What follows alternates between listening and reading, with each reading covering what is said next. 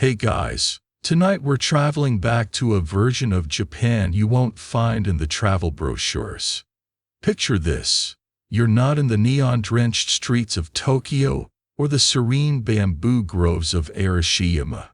Instead, you're standing on a muddy path, the air thick with the smell of wood smoke and damp earth.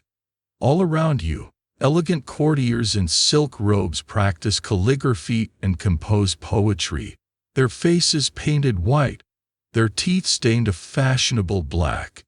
But just beyond the paper screens of their palaces, a different reality is taking shape, one of gleaming steel, simmering ambition, and a level of brutality that's hard to fathom. This is medieval Japan, and let's be honest, you probably won't survive this. The poetry is beautiful, but the swords are sharper. So, before you get comfortable, take a moment to like the video and subscribe, but only if you genuinely enjoy what I do here. Let me know in the comments where you're listening from and what time it is for you. I always find it fascinating to see our little community spread across the globe. Now, dim the lights, maybe turn on a fan for that soft background hum, and let's ease into tonight's journey together. You find yourself in the late 12th century, during a period historians call the Heian era. On the surface, it's an age of unparalleled artistic and cultural refinement, centered on the imperial court in Heiankyo, which you would know today as Kyoto. The emperor is, technically, the ruler of all Japan. He is a divine figure, a living god descended from the sun goddess Amaterasu.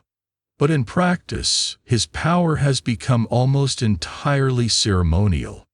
For centuries, one powerful aristocratic family, the Fujiwara clan, has masterfully controlled the throne by marrying their daughters to emperors and then ruling as regents for the children.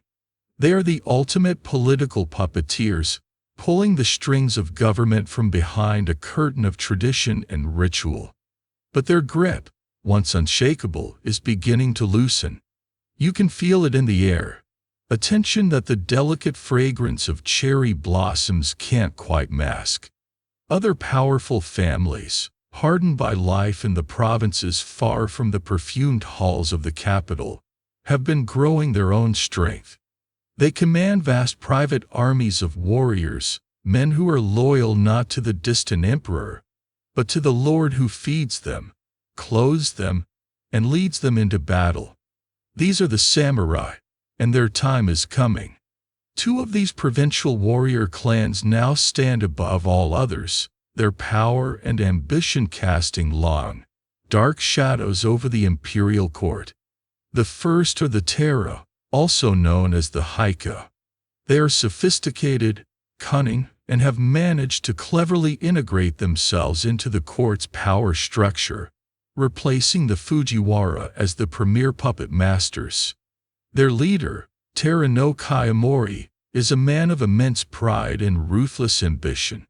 He holds the key positions at court, his family members are in high office, and he has even managed to place his own grandson, a mere toddler, on the chrysanthemum throne as emperor in Toku. To the Terra, it must feel like the game is won. They control the capital, the emperor, and the country's wealth. Their mistake is believing that this control is absolute. They've become, for lack of a better term, a bit arrogant, like a band that has a massive hit single and assumes they'll be famous forever, forgetting that tastes can change overnight. And the taste for Terra rule is definitely beginning to sour. Their rivals, the Minamoto, also known as the Genji, are watching from the wings.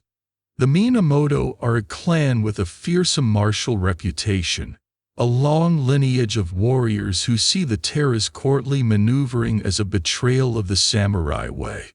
A few decades earlier, during a brief but bloody power struggle in the capital known as the Heiji Rebellion, the Terra had crushed the Minamoto. They executed the Minamoto patriarch and exiled his surviving sons, including the young Minamoto no Yuritamo and his even younger half-brother, Yoshitsune. Kaimori, the Terra leader, made a fateful decision. Instead of executing all of the Minamoto children, he showed a sliver of mercy, exiling them to remote corners of the country. It was a choice he would come to regret for the rest of his days, because these scattered, resentful sons are now grown men, and they have not forgotten the humiliation of their clan. You are a fly on the wall, watching this grand, tragic drama unfold. The catalyst for open war comes from a disgruntled prince, Machihito, a son of a former emperor who was passed over for the throne in favor of the terror-blooded child Entoku. Fuming with indignation, he issues a call to arms in the year 1180, a formal declaration urging all loyal warriors, and specifically the scattered Minamoto clan, to rise up and destroy the tyrannical Terra. This is the spark that ignites the dry tinder of resentment across the land. The scroll, a death warrant for its author, is carried by Minamoto no Uramasa, an elderly warrior poet who decides to stake his life, his honor, and his clan on one last, desperate gamble. The Terra, of course, are not ones to take such an insult lying down. Their reaction is swift and brutal. They dispatch an army to hunt down Prince Machihito and his supporters. You follow the desperate flight of the prince in the elderly Uramasa. They are cornered at the Uji River, just outside Kyoto. The bridge over the river has become their last line of defense. In a legendary display of martial prowess, the Minamoto warriors and their allies, including warrior monks from a nearby monastery, tear up the planks of the bridge to slow the Terra advance. For hours, they hold off the enemy, fighting with bows, naginatas, and swords. But they are hopelessly outnumbered. It's a classic cinematic last stand. Uramasa, realizing the cause is lost, performs what is considered one of the first recorded acts of seppuku, ritual suicide, in the annals of samurai history. Rather than face the disgrace of capture, he retreats into a nearby temple, composes a final death poem on his war fan, and then cuts open his own abdomen. It is a shocking, deliberate act, meant to preserve his honor in the face of utter defeat. Prince Machihito is captured shortly after and executed. The first phase of the rebellion is snuffed out before it can truly begin. The Terra seem, once again, victorious. Their retribution is terrifying. They march on the monastery that aided the prince, burning its magnificent temples and halls to the ground and slaughtering thousands, monks and civilians alike. This act sends a clear message to all of Japan: defy the Terra, and you will be erased. But the fire has already been lit. The prince's call to arms, though it cost him his life, reached its intended audience. In the eastern provinces, Minamoto no Uritamo, now a grown man hardened by years of exile, raises his banner. In the mountainous central regions, his cousin Yashinaka does the same. This is where the nature of medieval Japanese brutality becomes chillingly personal. Historians still argue whether the Genpei War was a true class struggle between provincial warriors and a decadent court aristocracy, or if it was simply a grand-scale aristocratic feud, a bloody family squabble for ultimate power. What's clear is that your allegiance is everything, and choosing the wrong side means death not just for you, but for your entire family. There is no concept of a clean, professional war. Armies live off the land, which is a polite way of saying they plunder villages for food, supplies, and anything else they desire. For an ordinary person like you, a farmer tending your rice paddy, or a craftsman in a small town, the arrival of an army, any army, is a catastrophe. These warriors, who will later be romanticized in epic tales, are a terrifying force.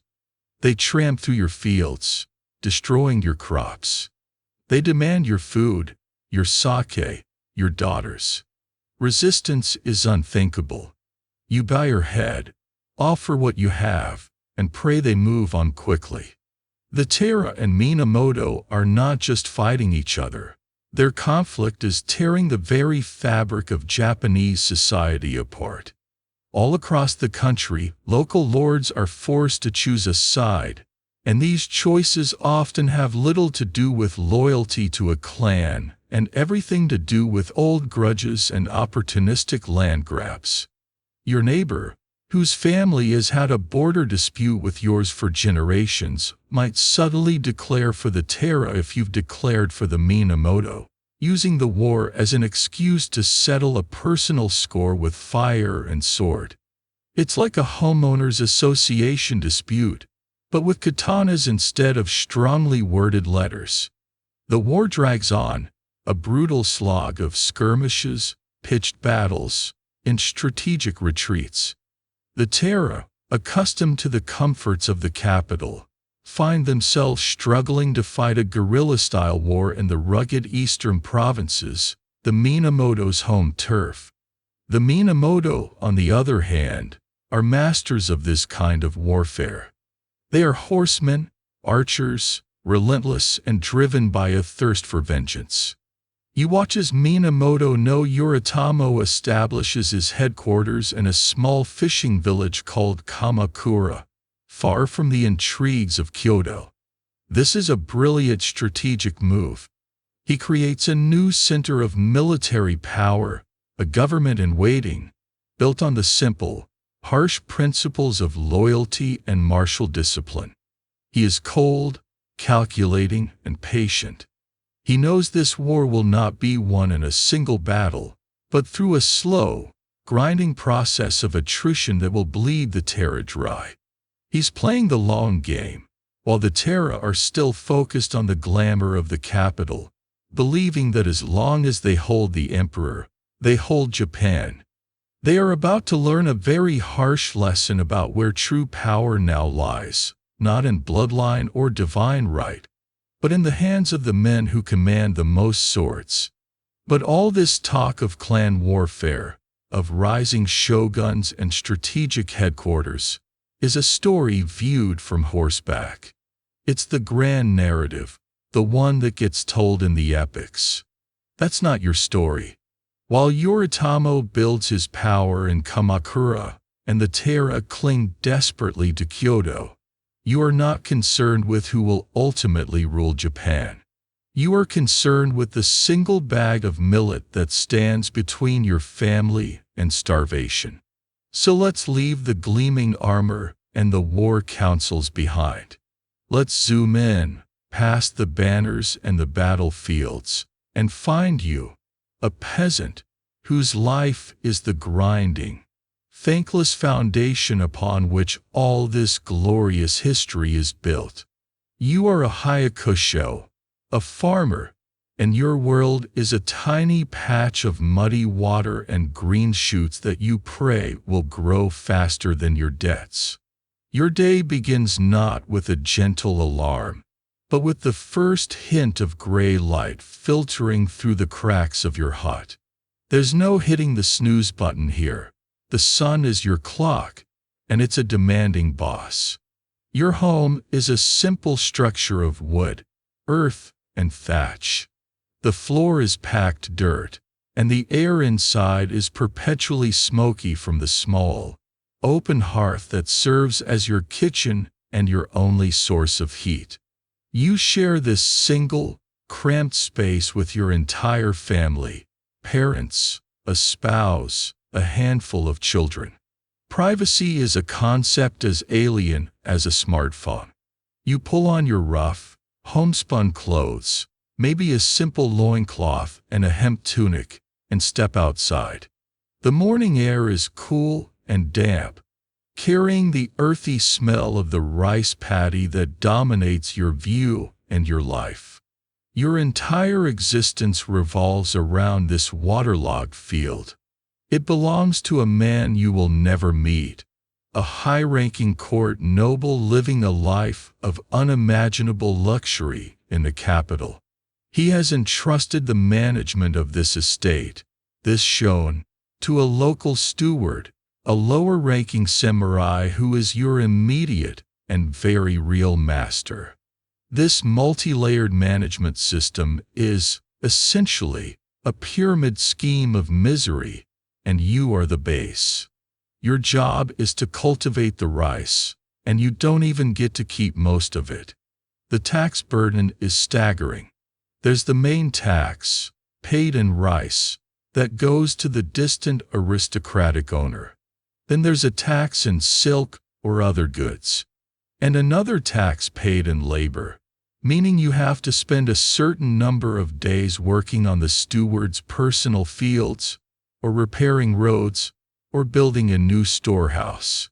It's like having 3 different streaming subscriptions, all auto-renewing on the same day. Except instead of canceling, you starve. Let's talk about the work itself. From the first thaw of spring to the final harvest in autumn, the labor is relentless and back-breaking. You guide a simple wooden plow, maybe pulled by a borrowed ox if you're lucky, but more likely pulled by you and your son, to break up the winter-hardened soil. Then comes the flooding of the paddies, turning your world into a muddy soup. You and your family spend days, weeks, bent over at the waist, submerged to your knees in cold, leech-filled water, transplanting the tiny, bright green rice seedlings one by one.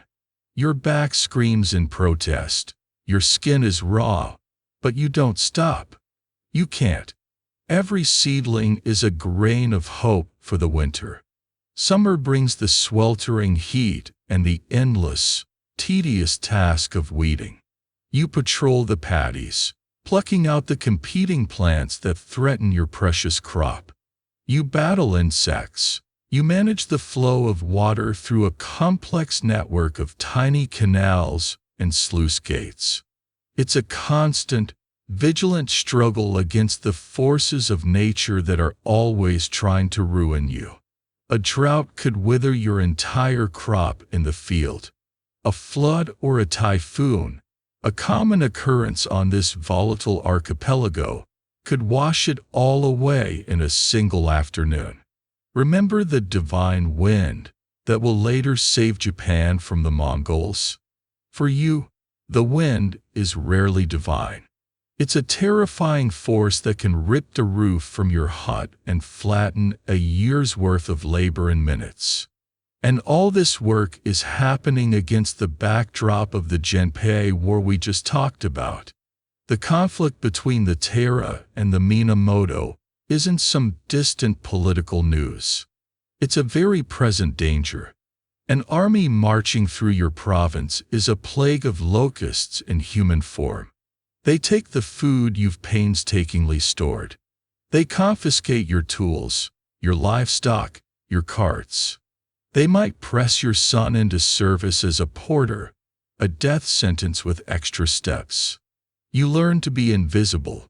When you hear the telltale rumble of marching feet, you hide your family, you bury your food, and you pray they pass you by. Both sides claim to be fighting for a just cause, but for you, their banners are just different colors for the same disaster. Now, imagine that the worst happens. Despite all your work, the rains don't come. The sun beats down on your paddy until the mud cracks and the young rice plants turn a sickly yellow. This isn't a hypothetical. Right in the middle of the Genpei War, from 1181 to 1182, one of the most horrific famines in Japanese history struck the country. It's known as the Yoa famine. The war itself made everything infinitely worse. The constant movement of armies disrupted farming, and the powerful clans requisitioned so much food for their soldiers that nothing was left for the people who grew it. Think about that for a second. As a quirky and cruel tidbit of history, You, the peasant, grow the country's most important staple, rice, but you can rarely afford to eat it. Your own diet consists of millet, barley, and wild vegetables foraged from the hillsides. The beautiful white rice you harvest is a currency, a tax payment, not a meal. During the Yoa famine, even the millet and barley failed. The sources from the time, like the famous essay Hajoki, an account of my hut, described scenes of pure horror. The cities, especially Kyoto, were the worst. Desperate refugees from the countryside poured in, hoping for aid that never came. People were reduced to eating roots, nuts, and even clay. The chronicler Kumo no Komiyai wrote of seeing the bodies of the starved piled up by the riverbanks, their stench filling the summer air. The number of dead was so overwhelming that they couldn't even be buried. He describes watching people carrying their dead parents or children on their backs, too weak to dig a grave, simply collapsing and dying beside them. This wasn't a noble death in battle. This was a slow, anonymous, agonizing end brought on by hunger. And while this was happening, the Taira and Minamoto were still fighting, still burning villages, still prioritizing their power struggle over the survival of the people they claimed to rule. Historians still debate the exact degree of autonomy peasants had within their villages. Were they merely serfs, bound to the land and completely at the mercy of the estate steward? Or did village councils, made up of the more established farming families, wield genuine local power, organizing irrigation projects, mediating disputes, and even negotiating tax rates with the authorities? The truth is likely somewhere in between. You have your own tight-knit community, your own local festivals and traditions. You help your neighbors during planting and harvesting, and they help you. This communal bond is your only real safety net. But that net is easily torn by the larger forces of war and famine. So you endure. You survive the famine, perhaps by finding an edible type of fern your grandmother told you about, or by catching a few small fish in the river when the steward's men aren't looking. The war eventually moves on from your immediate area. You get to keep a small portion of your harvest, enough to see you through the winter. You huddle with your family around the fire, telling stories, trying to keep warm. You are tough, you are resilient, but you are utterly powerless. Your life is a continuous, precarious balancing act. You are one bad harvest, one new tax, one passing army away from complete ruin. The samurai have their code of Bushido, their pursuit of honor and glory. You have a much simpler code: survive until tomorrow. And as you finally drift off to sleep on a straw mat on the hard dirt floor, your dreams are not of glory, but of a full bowl of rice. That dream of a full bowl of rice is the most honest and human desire in all of medieval Japan. But while you, the peasant, are governed by the code of survival, the men who hold your fate in their hands are beginning to define themselves by a very different set of rules. This is the code of the samurai, the way of the warrior, a concept that will become known to history as Bushido. And as the Genpei War draws to its bloody conclusion, this code, and the men who follow it, will rise from being the hired swords of the nobility to become the undisputed masters of the nation. The peasant's world is dirt and toil. Let's now step into the world of steel and chillingly clear-eyed purpose. The war ends in 1185 with a decisive naval battle at Dan no Ura. The Taira clan, who once held all of Japan in their sway, are utterly annihilated.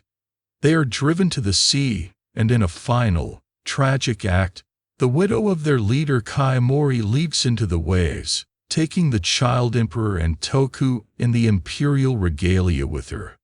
The Minamoto have won. Their leader, Yoritamo, the patient, calculating man exiled as a boy, is now the most powerful man in Japan. In 1192, the beleaguered imperial court grants him a title he essentially invents for the occasion, Seitai Shogun, or Great Barbarian Subduing Generalissimo. It's a mouthful, but it marks a monumental shift in Japanese history. This is the official beginning of the Kamakura Shogunate, a military government run by the samurai, for the samurai. For the next 7 centuries, Japan will be ruled not by the divine emperor in Kyoto, but by the sword. So who are these warriors who have pulled off this coup? You are now seeing the world through their eyes. Perhaps you are the third son of a minor lord who pledged loyalty to Yoritamo at the right time. Your childhood was not spent transplanting rice. It began with a sword in your hand almost as soon as you could walk. Your training was your entire life. Before you learned the complex characters of a poem, you learned how to draw a bowstring, how to feel the balance of a spear, how to move with the fluid, deadly grace required for swordsmanship. Your father and older brothers drilled you mercilessly. Pain was your teacher. Fear was a luxury you were taught to despise. While the peasant's hands are calloused from the plow, yours are calloused from the sword's hilt and the bowstring. Your primary weapon, surprising as it may sound, is not the katana. That comes later. In this era, the true mark of the samurai is the yumi, the longbow. You are a mounted archer first and foremost. Your skill lies in controlling a galloping horse with only your knees, leaving your hands free to knock, draw, and release arrow after arrow into enemy ranks. It's an art form of terrifying lethality. Only when the battle descends into close quarters chaos do you draw your tachi, the long, curved sword that is the predecessor to the more famous katana. This is your soul, the symbol of your status. It is a masterpiece of folded steel, incredibly strong and leafly sharp, crafted by a master smith who performs Shinto purification rituals at every stage of its creation. And then there is your armor, your yoroi. This isn't a simple suit of metal. It's a complex, custom-fitted cage of lacquered leather and iron scales, all bound together by colorful silk cords. It's the original high-end, bespoke tactical gear. It's heavy, cumbersome, and can be stiflingly hot in the summer, but it will stop an arrow and, if you're lucky, turn a sword blade. The most striking part is often your helmet, the kabuto, which might be adorned with crests, horns, or even a demonic-looking face mask called the minyoroi. This mask isn't just for protection. Its snarling iron visage is designed to intimidate your foes, to give you the appearance of a supernatural being, a demon on the battlefield. It's psychological warfare you wear on your face. But all this gear, all this training, is meaningless without the mindset that powers it. This is where Bushido comes in. Now, it's crucial to understand that in your time, the 12th and 13th centuries, Bushido isn't a book you can read. It's not a neat list of 7 virtues you memorize. That more codified, philosophical version of the code is romanticized much later. Historians still argue about when, or even if, a single, unified code of Bushido truly existed during the medieval period.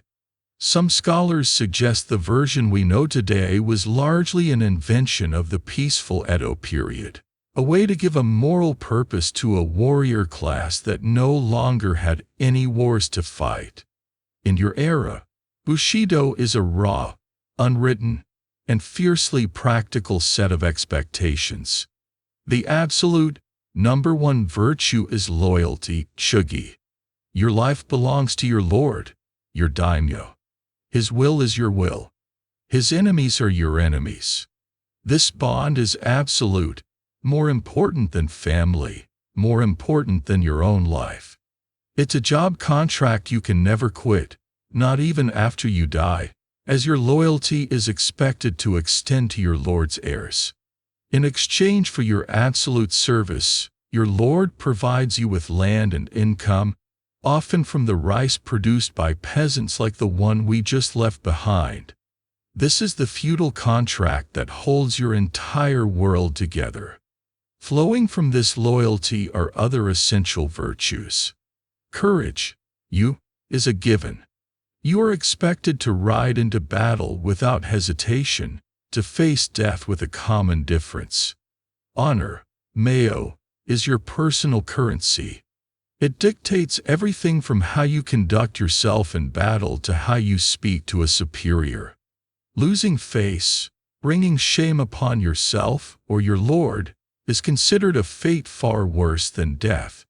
This obsession with honor is the psychological engine behind seppuku, the act of ritual suicide we saw with Minamoto no Uramasa at the Uji River. If you are defeated, facing capture, or have failed your Lord in some unforgivable way, seppuku is your final, terrible opportunity to reclaim your lost honor. It is a way to control your own end, to prove that your spirit is stronger than any failure in the physical world. This code, while containing noble ideas of loyalty and courage, also has a deeply brutal side.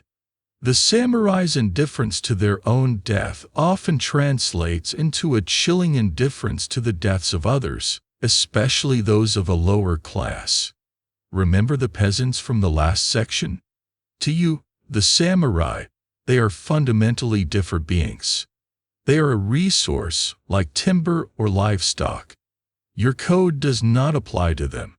You have the right of kirisuk-gomen, which translates to permission to cut down and leave behind.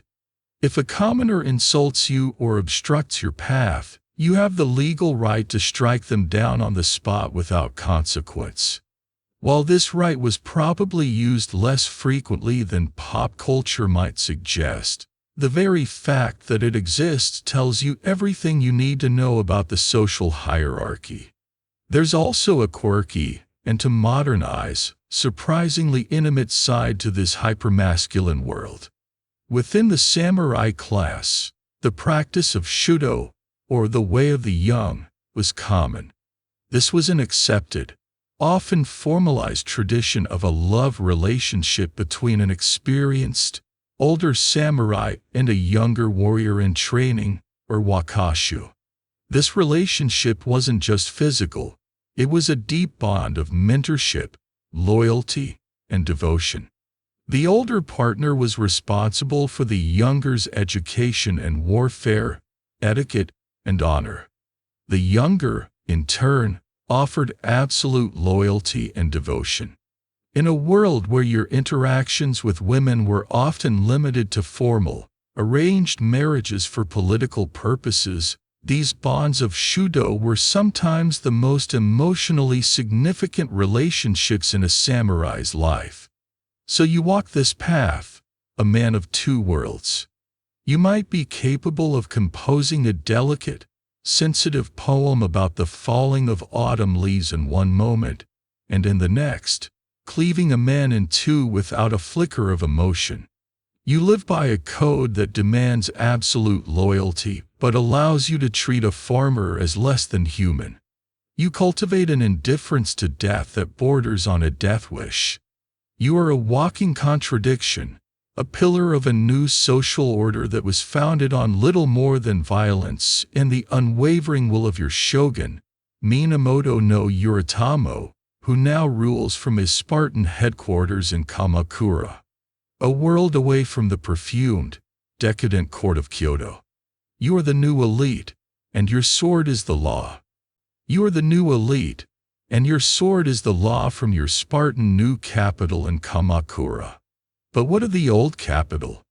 What of the city that for centuries was the heart, soul, and mind of Japan?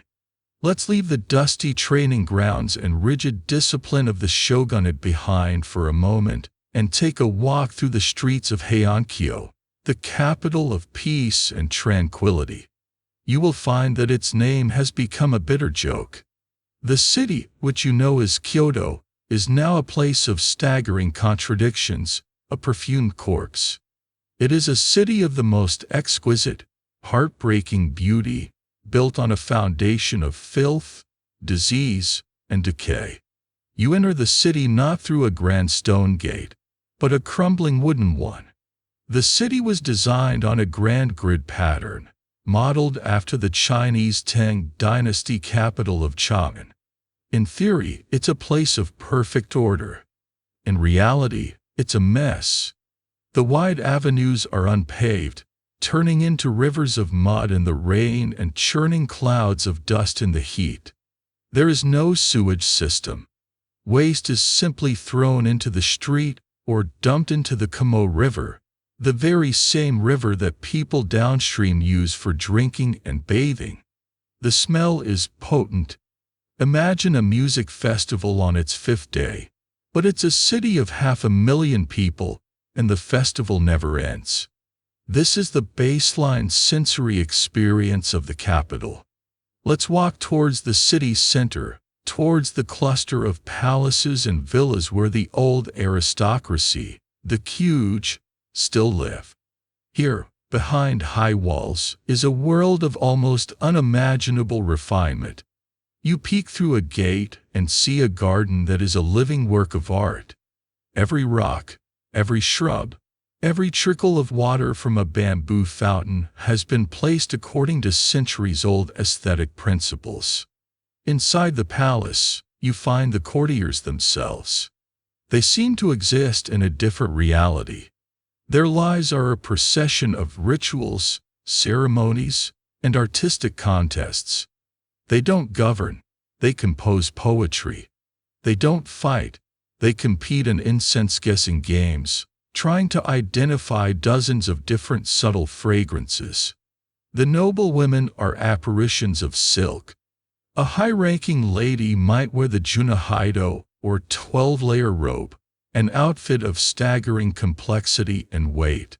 It's not literally always 12 layers, but it can be more, each layer a different shade, creating a beautiful spectrum of color at the sleeves and collar. It's like wearing your entire high-fashion wardrobe at once. Movement is difficult, but that's beside the point. The goal is not practicality, it is to be a living embodiment of beauty. Their faces are powdered stark white, their eyebrows are plucked and redrawn high on the forehead, and, as a fascinatingly quirky tidbit, their teeth are lacquered black with a foul-smelling iron and vinegar solution. This practice, called ohaguro, was considered the height of beauty and sophistication, a sign of a civilized person. To our eyes it might look ghoulish, but to them, a smile full of white teeth looked feral and beastly. These courtiers are obsessed with an aesthetic ideal they call mono no aware. It's a difficult phrase to translate, but it means something like a gentle sadness at the transience of things. It's the bittersweet feeling you get from watching cherry blossoms fall, beautiful precisely because you know they cannot last. They see this fleeting beauty in the shimmer of silk, the changing of the seasons, a perfectly worded line of poetry. It's a worldview of profound sensitivity.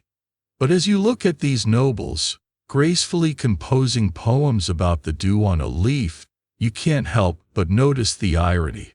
Historians still debate how much the ideal of mono no aware was a genuine philosophical appreciation of beauty, and how much it was a very elegant coping mechanism for an aristocracy that was watching its actual political power evaporate before its very eyes. They could no longer control the country, so they dedicated themselves to controlling the things they could: art, fashion, and poetry. They were masters of a beautiful, shrinking cage. Now let's step back outside that palace gate. The contrast will give you whiplash. The refined beauty of the court is an island in an ocean of misery. The vast majority of the city is a sprawling, chaotic collection of flimsy wooden houses and huts. Fire is a constant terror. A cooking fire knocked over in one house could, and often did, lead to a blaze that consumed entire districts. The city has burned and been rebuilt so many times it's hard to keep count.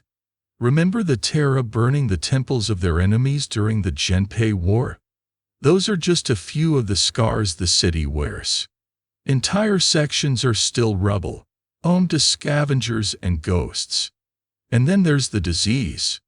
With the lack of sanitation, the contaminated water, and the densely packed population, Kyoto is a paradise for pathogens. Epidemics of smallpox, measles, and influenza sweep through the city with terrifying regularity, killing thousands. A simple cut could lead to a fatal infection. Life expectancy is shockingly low, especially for children. While the nobles in their palaces might have slightly better odds due to their isolation and diet, they are far from immune. A plague does not check your social status at the door. You see funeral processions daily, simple carts carrying bodies to be cremated on the outskirts of the city, the smoke from the pyres a constant, grim haze on the horizon. This situation has been made worse by the very political shift we've been discussing. With the establishment of the Kamakura shogunate, the center of gravity has moved. The mainstream historical fact is that while the emperor remains in Kyoto as the divine, symbolic head of state, the real power, the military strength, the tax revenue, the legal authority, is now hundreds of miles away in Kamakura. Talented and ambitious people are no longer flocking to Kyoto for a court position. They are heading east to serve the shogun. Kyoto is suffering from a massive brain drain and, more importantly, a cash drain. The great noble families find their incomes shrinking as the provincial warriors who now run things are less inclined to send their taxes all the way to a distant, powerless court. So you walk the streets of a city haunted by its own glorious past. You pass by the magnificent gate of a temple, its wood carved with breathtaking skill, but inside, the monks are struggling to pay for repairs. You see a merchant selling exquisite brocades and ceramics, but his customers are fewer and fewer. You see unemployed retainers of impoverished court families, men with noble names and empty stomachs, trying to find work as guards or even resorting to banditry. The city is full of ghosts, the ghosts of the Terra, drowned at sea, the ghosts of the thousands who starved in the yoe of famine, and the ghost of the city's own relevance. You might stop by a bridge over the Kamo River. Here, storytellers, monks, and mystics gather, trying to earn a few coins from the passers-by. One might be reciting the Heike Monogatari, the tale of the Heike, the epic story of the rise and fall of the Terra clan. His voice is mournful, accompanied by the sharp twang of a biwa, a type of lute. He sings of the hubris of Terra no Kayamori, the glory of their victories, in their final, tragic end. The opening lines of the epic echo in the air, known to everyone in the city. The sound of the Gion Shoja bells echoes the impermanence of all things. The proud do not endure, they are like a dream on a spring night. For the people of Kyoto, this isn't just a story. It's a description of their own lives. Their city, once the undisputed center of the universe, is now just a beautiful, decaying museum of a bygone era, while the real power brokers, the rough, pragmatic samurai, shape the future from their windy outpost on the coast. The proud do not endure, they are like a dream on a spring night. A beautiful, melancholic thought for a city in decline. But that dream is about to be shattered by a waking nightmare arriving from across the sea. While the nobles of Kyoto perfect their calligraphy and the shogun in Kamakura consolidates his domestic power, a threat is gathering on the horizon. An empire so vast and powerful it makes the squabbles between the Terra and Minamoto look like a schoolyard shoving match. The Mongols are coming, and they are about to introduce Japan to a level of organized, industrial-scale brutality it has never imagined. You are no longer a courtier or a peasant. You are a samurai retainer, dispatched to the southern island of Kyushu. Your lord has sent you here because the shogun has ordered all western-facing domains to be on high alert. The reason? A series of deeply unsettling letters have arrived from the continent. They are from a man named Kublai Khan, grandson of the legendary Genghis Khan. He has crushed China, subdued Korea, and now rules one of the largest land empires the world has ever known. These letters are polite on the surface, but the message between the lines is crystal clear. Submit. Become a vassal of my great Yuan dynasty. Pay me tribute, or be destroyed. It's the most threatening spam email in history, and it's addressed to your entire nation. The Hojo clan, who now wield the real power as regents for the shogun in Kamakura, read these letters and make a decision of breathtaking arrogance and courage. They send the Khans envoys packing. In some cases, they execute them. The message back to the continent is equally clear. Japan has a divine emperor. It has never been conquered, and it will not bow. It's a brave stance, but you, standing on the beaches of Hakata Bay, staring out at the empty expanse of the Korea Strait, wonder what you have all gotten yourselves into. You don't have to wonder for long. In the autumn of 1274, the sails appear.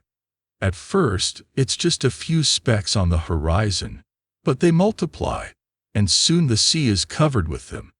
It's a fleet of some 900 ships, carrying around 30,000 to 40,000 Mongol, Chinese, and Korean soldiers. They land first on the islands of Tsushima and Iki, and the reports that trickle back to you are horrific. The garrisons there are annihilated. The samurai fight with their accustomed bravery, but it's useless. This isn't the kind of warfare they understand. Your entire training has been based on a tradition of honorable, single combat. A samurai will often ride forward, announce his lineage, and challenge an opponent of worthy rank to a duel. It's a system built on individual heroism. The Mongols find this practice quaint and utterly suicidal. They don't fight as individuals, they fight as a terrifying, disciplined machine. They advance in tight formations, shielded by a wall of pavises, coordinated by the deafening sound of drums and gongs. While you're trying to find an enemy champion to challenge, 100 of their archers loose a volley of short, poisoned arrows at you. It's like a pro wrestler, used to theatrics and scripted moves, suddenly being shoved into a UFC cage match. The rules are different, and they are not in your favor. Then there is the noise and the fire. The invaders use a weapon you have never seen before, a terrifying new technology. It's a ceramic, hand-thrown sphere packed with gunpowder and shrapnel. They call it the Tetsahau, or thunder crash bomb. When these things explode, they let out a deafening roar, spewing smoke, fire, and metal fragments everywhere. Your horse panics, your ears ring, and your comrades are cut down by an enemy you can't even see properly through the chaos. It's a weapon designed not just to kill, but to terrify, to break your spirit before it breaks your body. The invaders land at Hakata Bay, right where you are stationed. You and your fellow samurai charge them, but your cavalry attacks are swallowed by their disciplined infantry blocks. Your glorious individual charges are met with coordinated volleys and thunder crash bombs. You are pushed back and back again. The fighting is savage, and though you inflict casualties, the sheer numbers and superior organization of the Mongol-led force are overwhelming. By nightfall, they have secured a beachhead, and the situation looks grim. You retreat behind your lines, exhausted and demoralized, expecting a brutal battle for the city of Dazaifu, the regional capital, the next day. But then, something strange happens. As you huddle through the night, a fierce storm blows in. The wind howls, the sea churns, and by morning, the vast enemy fleet is gone. They have retreated. Historians believe the Mongol commanders, perhaps worried about their supply lines and spooked by the ferocity of the samurai resistance despite the tactical disparity, decided to pull back to their ships. The storm, though not the monster typhoon of later legend, was bad enough to make them reconsider their position and sail for home. A good portion of their fleet is damaged or sunk on the return journey. Japan, for the moment, is saved. You have been given a second chance, and you do not waste it. The shogunate in Kamakura now knows the threat is real and that the Khan will be back, this time with a vengeance. For the next 7 years, all of Japan is put on a war footing. Resources from across the country are poured into the defense of Kyushu. Your life becomes one of hard labor. Under the direction of the shogunate, you and thousands of other samurai and laborers begin constructing a massive defensive wall along the coast of Hakata Bay. It's a stone barricade, several meters high and stretching for 20 kilometers, designed to prevent the enemy from ever gaining an easy beachhead again. It's a colossal undertaking, a testament to the unified will of the nation in the face of an existential threat. The Khan does not disappoint. In the summer of 1281, his new invasion force arrives, and this time, it is truly apocalyptic. He sends 2 separate fleets, one from Korea and one from southern China. Combined, they number over 4,400 ships, carrying an estimated 140,000 soldiers.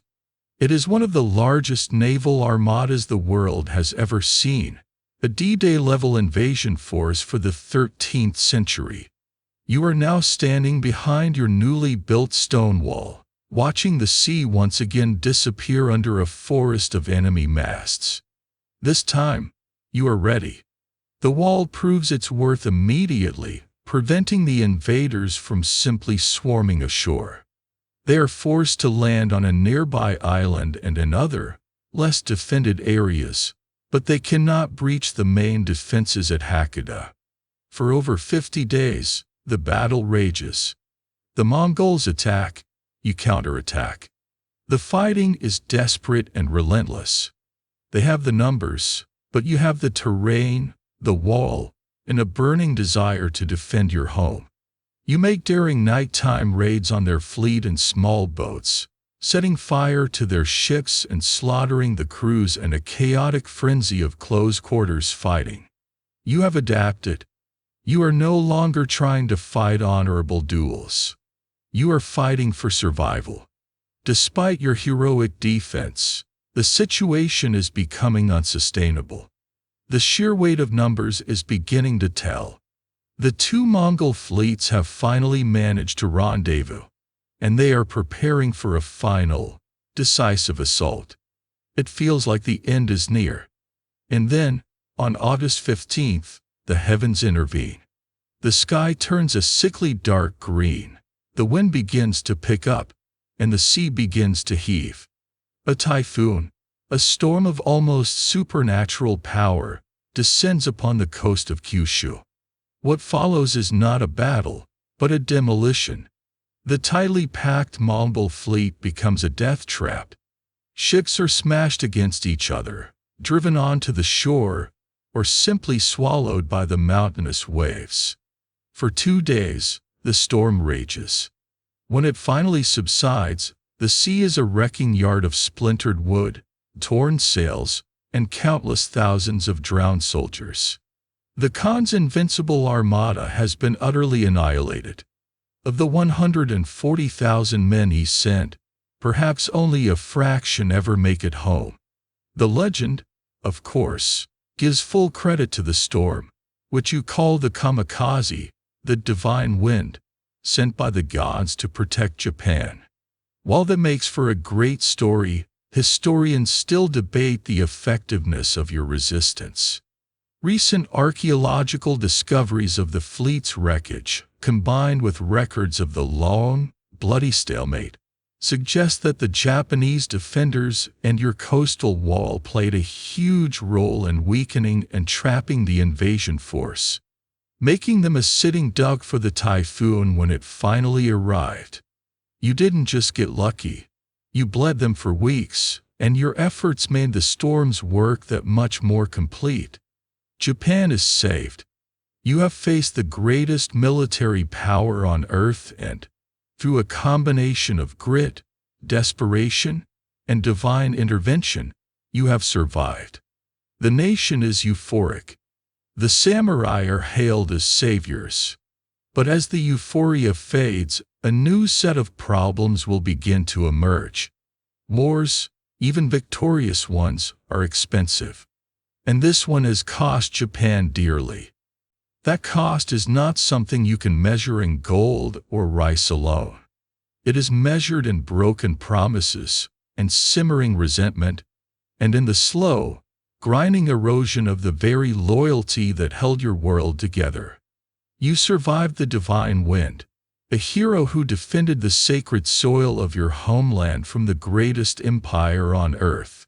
You returned from the shores of Hakata Bay, your armor dented, your sword chipped, your body scarred. You expect, and have every right to expect, a reward. This is the fundamental pillar of your relationship with the shogunate. You offer your life in service, and your lord grants you land and titles and victory. It's how the system works. But this time, the system is broken. You present yourself to the shogunate's officials, detailing your valor, the number of enemies you cut down, the weeks you spent holding the wall. You have witnesses, you have proof. The officials listen patiently. They nod. They commend your bravery, and they give you nothing. Or perhaps they give you a paltry commendation, a scroll praising your service that you can't use to feed your family. You are stunned, then outraged. And you are not alone. All across Japan, the samurai who fought and bled and bankrupted themselves to fund their own participation in the war are finding themselves in the same position. The reason is brutally simple. In a normal war, like the Genpei War, the victor seizes the lands of the vanquished clan and redistributes them. But you can't seize land from a typhoon. There are no spoils of war to be had from an enemy who now lies at the bottom of the sea. The shogunate has nothing to give. This failure creates a deep, festering wound in the soul of the samurai class. The period that follows is one of deceptive calm. On the surface, the Kamakura shogunate, under the firm hand of the Hojo clan, seems more powerful than ever. They defeated a foreign invasion, they control the country, and peace reigns. But if you look closer, you can see the deep cracks forming in the foundation. This entire era is built on a political structure so strange it's almost comical. Think of it like a modern corporation where the CEO is a 7-year-old intern, the president is a celebrity figurehead brought in for marketing, and the real power is wielded by the quiet, ruthless head of the accounting department who signs all the checks. Let me break it down. At the top, in Kyoto, you still have the divine but completely powerless emperor. He's the ultimate source of legitimacy, but has no actual authority. Then, in Kamakura, you have the shogun.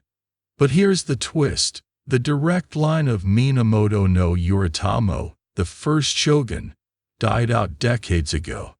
So now, the position of shogun is filled by a puppet, often a young prince or a distant relative of the Fujiwara clan, sent from Kyoto to be a placeholder. This puppet shogun holds the title, but the Hojo clan holds the real power.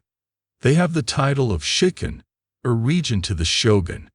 They are the puppet masters, ruling Japan from behind 2 layers of ceremonial curtains. Historians still debate the true legacy of the Hojo regents. Were they brilliant administrators who maintained peace and stability for nearly a century through shrewd laws and political maneuvering? Or were they simply power-hungry usurpers whose rigid control and self-interest ultimately stifled the shogunate and led to its inevitable collapse? In your time, you don't have the benefit of historical perspective. All you know is that the Hojo are in charge, and they are not paying you for your service. Your personal financial situation becomes desperate. To afford your armor, your horse, and to support your retainers during the war, you had to go deep into debt, borrowing from the new class of moneylenders that has sprung up to service the cash-strapped warrior class. Now, with no reward from the shogunate, you have no way to pay them back. Your ancestral lands are at risk. The moneylender, who might be a wealthy merchant or a rich temple, doesn't care about your honor or your battlefield heroics. He just wants his money. You see fellow samurai, men from proud and ancient families, forced to sell their precious armor, their swords, even their land, just to stay afloat. Some become ronin, masterless samurai, little better than mercenaries or bandits. The honor and status you fought for feels like it's turning to dust in your hands. The Hojo regents are not blind to this crisis. They see that their key supporters, the samurai class, are going bankrupt and growing resentful. So they try to fix it with a truly radical and ultimately disastrous economic policy. They issue something called the Tokusei-rei, an act of grace. This is essentially a debt forgiveness order. The government declares that all debts owed by its samurai retainers are hereby canceled. It's a stunning move. For a moment, you feel a wave of relief. Your debts are wiped clean. You get to keep your land. The Hojo have saved you. But the relief is short-lived. The quirky and unfortunate side effect of this plan quickly becomes apparent. The moneylenders, having been burned once, simply stop lending money to samurai altogether. Why would they, if the government could just erase the debt at any moment? The credit market for warriors completely dries up. So the next time you have a bad harvest, or need to pay for a funeral, or need to re-equip yourself for a new post, there's no one to borrow from. The Tokusei-rei was like a government trying to solve a student loan crisis by deleting all the debt, only to find that banks will now refuse to issue any new student loans, ever. It was a short-term fix that created a much deeper long-term problem, further destabilizing the very class the Hojo needed to keep happy. Beneath the surface of this Hojo-enforced peace, the country is rotting from the inside. Local lords, or shugo, who were appointed by Kamakura to oversee the provinces, begin to consolidate their own power. They are far from the capital, and they see the shogunate's weakness. They start acting less like government officials and more like independent rulers of their own little kingdoms. The loyalty that once bound everyone to Kamakura is fraying. Why be loyal to a distant region who can't even pay you? It makes more sense to be loyal to the powerful lord in your own province, the man who can offer you protection and perhaps a piece of land taken from a weaker neighbor. And all this time, the imperial court in Kyoto is watching. They have been sidelined for over a century, forced to watch as rough warriors rule their country.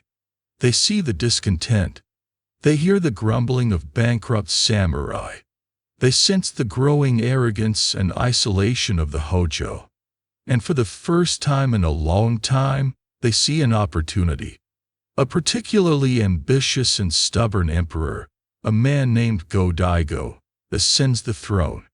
He is not content to be a ceremonial figurehead, a mere symbol used to legitimize the rule of the Hojo. He dreams of a time before the shogunate, a time when the emperor was the true ruler of Japan. He dreams of casting down the warriors in Kamakura and restoring the glory of the imperial court. It's a dream that most would consider pure fantasy. But in this climate of discontent, his fantasy is about to find an audience of desperate, angry men with swords, men just like you, who feel betrayed by the very system they fought to protect. The deceptive calm is about to end. The stage is being set for another bloody civil war. The deceptive calm is about to end. The stage is being set for another bloody civil war. And the man who strikes the first match is the emperor himself, Go-Daigo. From his gilded cage in Kyoto, he begins to conspire, sending secret messages to disgruntled local lords and powerful monasteries, trying to build a coalition against his Hojo jailers.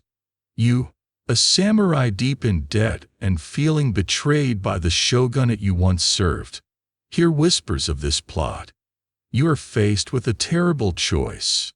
Do you remain loyal to the crumbling, but still powerful Kamakura regime, the devil you know? Or do you risk everything, your life, your family, your honor, on the wild fantasy of an emperor who thinks he can turn back the clock by 150 years? Go-Daigo's first attempts are a complete failure. The Hojo's network of spies is still brutally efficient. The plot is discovered, his allies are rounded up and executed, and the emperor himself is captured. In 1332, the shogunate does to him what they did to a previous rebellious emperor. They force him to abdicate and exile him to the remote, miserable Oki Islands, a windswept prison in the middle of the Sea of Japan. It seems the rebellion is over. The Hojo have crushed it, just as they have crushed every other threat for a century. Business as usual. But they underestimate the depth of the rot. Even with the emperor gone, his supporters, led by his son Prince Moriyoshi and a die-hard warrior from the hinterlands named Kusunoki Masashige, continue to fight a guerrilla war from their mountain fortresses. The Hojo, wanting to stamp out this final pocket of resistance, dispatch their most powerful general to finish the job. His name is Ashikaga Takauji. He is a man from a prestigious branch of the old Minamoto clan, a powerful and respected figure within the Kamakura system. He's the Hojo's trump card, and he is about to become their doom. This is the moment where Japanese history turns on a dime. Ashikaga Takauji marches his massive army out of Kamakura towards the rebels near Kyoto. But along the way, he has a change of heart. Historians still debate the true motivations of Ashikaga Takauji. Was he a loyal servant of the emperor from the start, genuinely disgusted with the Hojo's usurpation of power?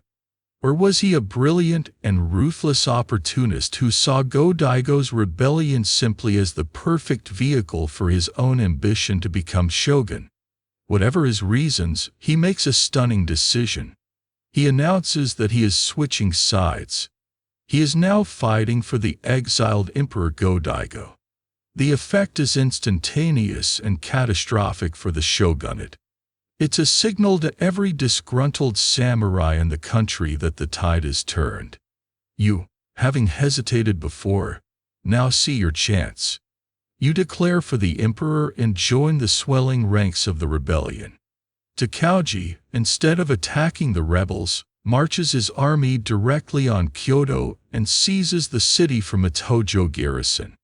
Almost simultaneously, another prominent Eastern general, Nida Yashisada, who also felt slighted by the Hojo, raises his own army and makes a direct assault on the shogunate's heartland, the fortress city of Kamakura itself.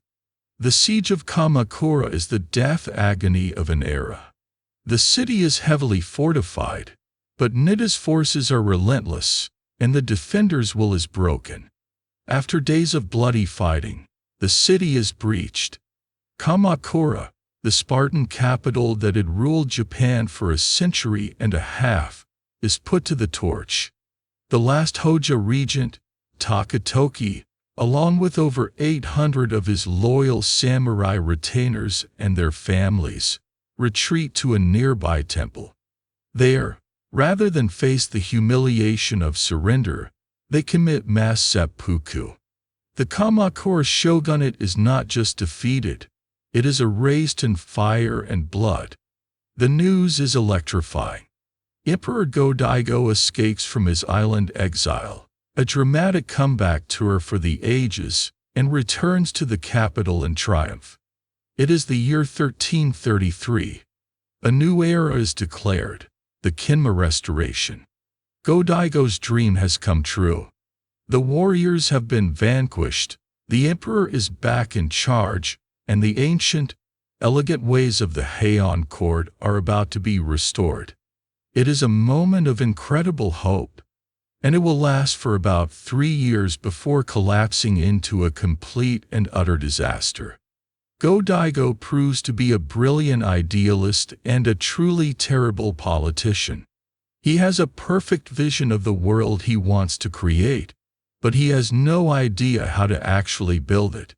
His first mistake, and it is a fatal one, is that he completely misunderstands the men who put him in power. You and the thousands of other samurai who fought for him did so for a reason. You wanted to be rewarded. You wanted the land and titles the Hojo had denied you. You wanted a government that respected the warrior class. Instead, Go-Daigo does the opposite. He celebrates his victory by immediately firing all his best employees and promoting the marketing team. He lavishes rewards, titles, and key government positions not on the warriors who bled for him, but on his own court nobles, the Kyuge, the very people who sat out the war composing poetry. His second mistake is to try and micromanage everything. He wants to return to a time when all power flowed from the throne, so he centralizes all functions of government. He sets up a slew of new offices and boards, run by his clueless courtier buddies. Most disastrously, he creates a central records office to handle every single land dispute and reward claim in the entire country. You, the samurai veteran, are now forced to travel to Kyoto, wait in an endless line with hundreds of other angry warriors, and then submit your petition to a condescending aristocrat who doesn't know one end of a sword from the other, and who will likely lose your paperwork anyway. This quirky little administrative detail, this feudal Japan DMV, becomes a source of immense frustration. It's inefficient, it's unfair, and it feels like a deliberate insult. The man who feels this insult most keenly is Ashikaga Takauji. This is the man who single-handedly won the war. He expected to be named the new shogun, to be the emperor's right-hand man, the strong military arm of the new government. Instead, Go-Daigo keeps him at arm's length, viewing his power and popularity with suspicion. Takauji is given titles but no real authority. The emperor even favors Takauji's rivals. The samurai class, who look to Takauji as their natural leader, are appalled. They risked their lives to overthrow one military government just to find themselves ruled by an incompetent bureaucracy that despises them, led by an emperor who seems intent on alienating his own supporters. The Kinma Restoration quickly descends into chaos. The new government can't manage the economy, can't enforce its own laws in the provinces, and, most importantly, can't satisfy the samurai. The very warriors who had united to destroy the Hojo now begin to fight amongst themselves over land and influence. The hope of 1333 has curdled into the bitter resentment of 1335. You realize you have simply traded one master for another, and this new one is worse. At least the Hojo, for all their faults, understood the importance of the warrior class. Go-Daigo seems to think he can rule without them. He is about to be proven catastrophically wrong. The country is sliding back towards war, and this time, the man leading the charge against the emperor will be the very same man who put him on the throne in the first place, Ashikaga Takauji. The country is sliding back towards war, and this time, the man leading the charge against the emperor will be the very same man who put him on the throne in the first place, Ashikaga Takauji. And Takauji doesn't keep the emperor waiting long. In 1335, using a minor rebellion as a pretext, he marches his own forces out of Kamakura without imperial permission. Go-Daigo, realizing this is a direct challenge to his authority, declares Takauji an enemy of the throne and sends an army to destroy him. You, the disillusioned samurai, now make another choice. You've seen what Go-Daigo's restoration looks like, and you want no more of it. You place your bet on the man who seems to understand and respect the warrior's way, Ashikaga Takauji. The war that follows is not a swift coup. It is a messy, chaotic, and brutal slugfest. The sides are not as clear-cut as they were in the fight against the Hojo. Allegiances shift like sand. Brothers fight brothers, and lords who were allies one week become bitter enemies the next. The emperor still has loyal commanders, chief among them the brilliant and fiercely devoted Kuminoki Masashich. This man becomes a legend. While Takauji represents pragmatic ambition, Kusunoki embodies pure, unwavering loyalty. He knows the emperor is a political disaster. He knows the military situation is almost hopeless, but his devotion to the imperial cause is absolute. He is the ultimate loyalist, a man fighting for a principle even when he knows it is doomed. At a key moment, Takauji is outmaneuvered and defeated, forced to flee Kyoto and retreat all the way to the southern island of Kyushu, the same place your fathers and grandfathers had faced the Mongols. It looks like he might be finished. But Takauji is resilient. He rallies his supporters in the west, rebuilds his army, and then begins a relentless march back eastward.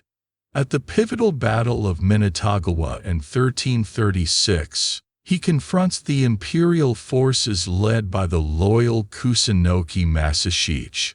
Kusunoki, knowing he is catastrophically outnumbered, advises the emperor to retreat and fight a guerrilla war. But Go-Daigo's courtier advisors, arrogant and ignorant of military reality, demand a decisive battle. Bound by his code of loyalty, Kusunoki knowingly leads his men into a battle he cannot win. He and his entire contingent are annihilated, with Kusunoki committing seppuku rather than surrendering. His tragic, heroic sacrifice will be celebrated for centuries as the pinnacle of selfless devotion. With his most effective general dead, Go-Daigo's cause is lost. Takauji sweeps into Kyoto and captures the capital. Now, he faces a problem. He can't just kill the divine emperor. So, he forces Go-Daigo to abdicate and hand over the three sacred imperial regalia, the mirror, the jewel, and the sword, to a new emperor from a rival branch of the imperial family. Takauji now has what he needs, a puppet emperor of his own. In late 1336, this new emperor grants him the title he has craved all along, shogun. The Ashikaga shogunate is born. But if you think this is the end of the story, you have forgotten one crucial thing about Emperor Go-Daigo. He is stubborn. In an escape act that borders on the comical, he slips out of Kyoto shortly after his abdication and flees into the remote, rugged mountains of Yoshino to the south. And he takes a second, supposedly real set of the imperial regalia with him.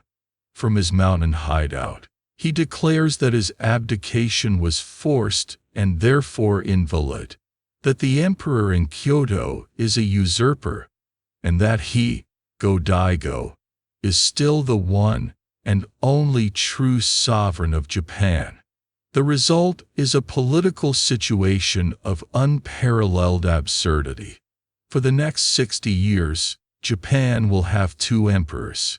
There is the northern court in Kyoto, backed by the Ashikaga shogunate and recognized by most of the powerful warrior clans. And then there is the southern court in the wilds of Yoshino, led by Go-Daigo and his descendants, claiming legitimate rule. This kicks off the mainstream historical period known as the Nanbo-Kacho, the age of the northern and southern courts. It's like a corporation has split into two, with two different men claiming to be the CEO, each running their own company from a different headquarters, each issuing contradictory memos, and each constantly trying to poach the other's employees. For a mid-level samurai like you, this is a nightmare. Every year or two, a herald from the southern court might show up at your gate, trying to convince you to switch your allegiance back to the true emperor, while your Ashikaga-appointed lord is threatening to execute you for treason if you even listen. This constant, low-grade civil war defines the new shogunate and reveals its fundamental weakness. Ashikaga Takauji did not win his victory alone. Unlike Minamoto no Yoritomo, who established the Kamakura regime on a mountain of his own clan's power, Takauji had to bribe, cajole, and promise the world to the powerful provincial governors, the shogo, to get them on his side. Now that he is shogun, he has to pay the price. He cannot rule with the iron fist of the Hojo. He has to grant these shogo massive tracts of land and sweeping new powers within their own provinces, including the right to collect taxes and administer justice. The result is a shogunate that is dangerously decentralized. You now live in a world where the governor of your province is less an official of the central government and more of a regional king. His loyalty to the shogun in Kyoto is often conditional. He will support the shogunate as long as it serves his interests, but he will ignore its edicts if they don't. The shogun becomes less of a supreme commander and more of a chairman of the board, constantly struggling to manage the competing egos and ambitions of his powerful vassals. It's like trying to herd cats, but the cats are heavily armed, own their own castles, and have serious trust issues. Historians still debate whether the Ashikaga shogunate's decentralized structure was a fatal flaw from the start, or if it was actually a more flexible and realistic model of governance for the time.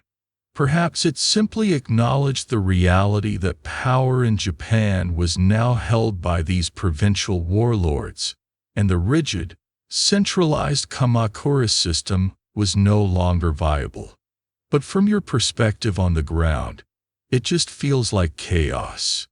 Your provincial lord might decide to go to war with his neighboring lord over a border dispute, and the shogunate in Kyoto is often too weak to stop him. Local power struggles, once suppressed by the Hojo, now flare up constantly. Takauji and his immediate successors spend their entire reigns just trying to keep the country from flying apart at the seams, fighting off challenges from the southern court, and trying to rein in their own supposedly loyal governors. The third Ashikaga shogun, the brilliant Yoshimitsu, finally manages to trick the southern court into giving up its claim in 1392, ending the 60-year schism.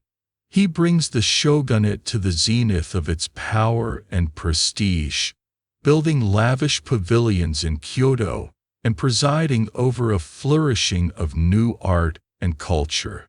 For a brief, shining moment, it seems like the Ashikaga have finally managed to create a stable and prosperous Japan. But the structural weakness, the fatal flaw of relying on powerful, semi-independent vassals, was never fixed. It was just papered over with gold leaf. And as soon as a less competent shogun takes the reins, those old cracks will reappear, wider and deeper than ever before. That gold leaf holds for a few decades, a brief, glittering Indian summer for the Ashikaga shogunate. But by the mid-15th century, the paper is starting to tear. The shoguns who follow the brilliant Yoshimitsu are a string of less competent, less interested rulers. They spend their time on aesthetic pursuits, perfecting the tea ceremony, patronizing no theater, and composing poetry, while the real power continues to drain away from them and pool in the hands of their supposedly loyal vassals, the great Shugo clans. The delicate balance of power that held the country together is wobbling, and it's about to topple over in the most spectacular and self-destructive way imaginable. You are no longer a warrior on a distant battlefield, but a craftsman living in Kyoto. Perhaps you're a weaver of fine silks, a potter, or a carpenter. Your life is tied to the capital. You've heard the stories of the old wars, but they feel distant. For all its faults, Kyoto under the Ashikaga has been a vibrant center of culture. You live in a city of magnificent temples, sprawling aristocratic mansions, and bustling markets. You might even have caught a glimpse of the shogun himself, Ashikaga Yoshimasa, a man known more for his exquisite taste than his leadership skills.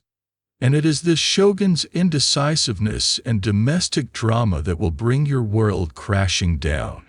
The problem starts, as so many disasters do, with a family argument.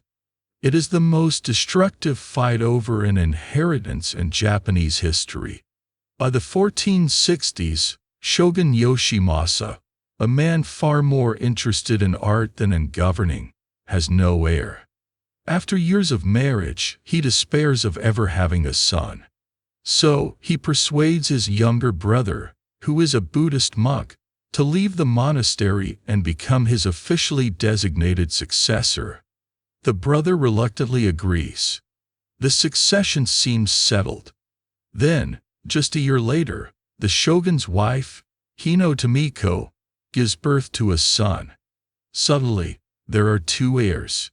The shogun's brother, who was promised the title, and the shogun's infant son, who has a powerful and ambitious mother determined to see him rule.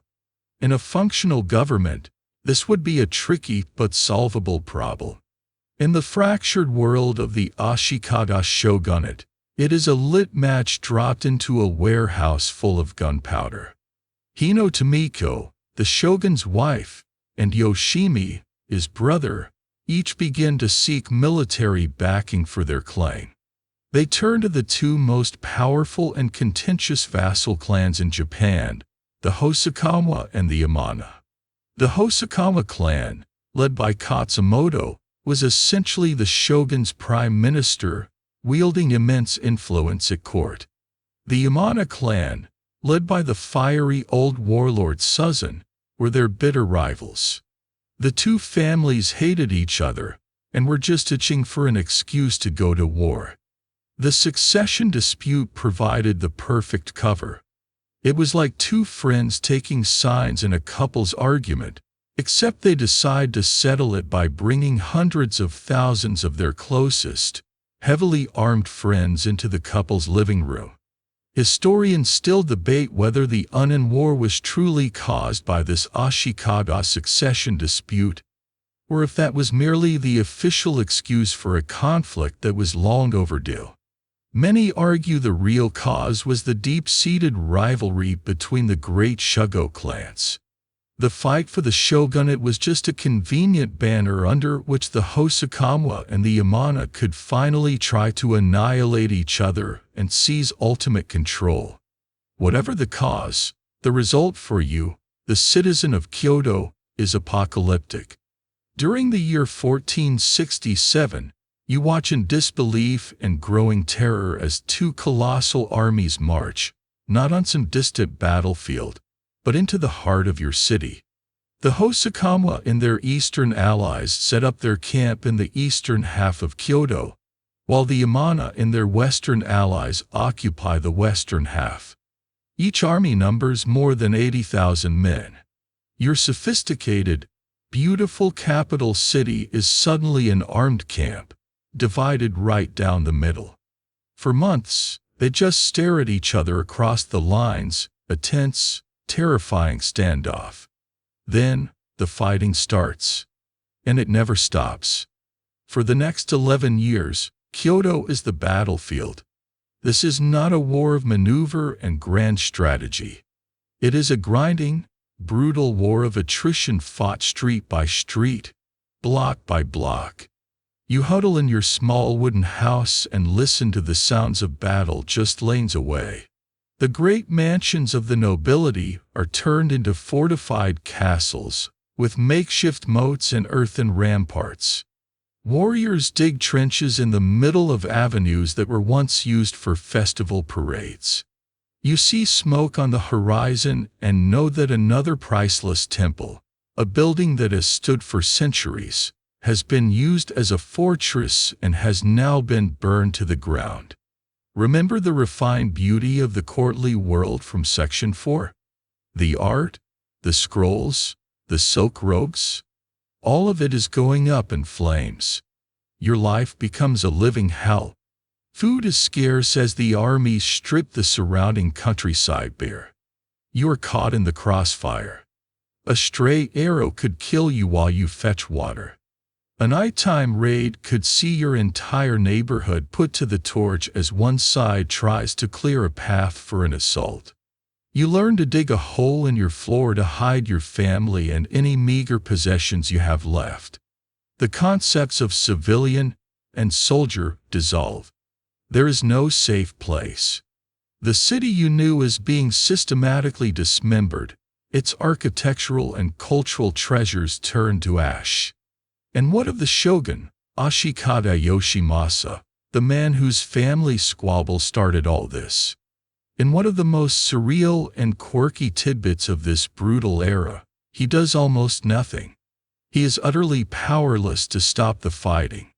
While his capital city is being destroyed just outside his palace walls, he remains a recluse, dedicating his time to aesthetic pursuits. He presides over tea ceremonies, discusses the finer points of landscape gardening, and plans the construction of his retirement villa, the building that will one day be famous as the Ginkakuji, the beautiful silver pavilion. It is an act of detachment so profound it borders on the insane. He's like a company CEO meticulously picking out new office furniture while the entire building is burning to the ground around him. After a decade of this horror, the war just fizzles out. The main leaders, Hosokawa Katsumoto and Yamana Suzun, have both died of illness.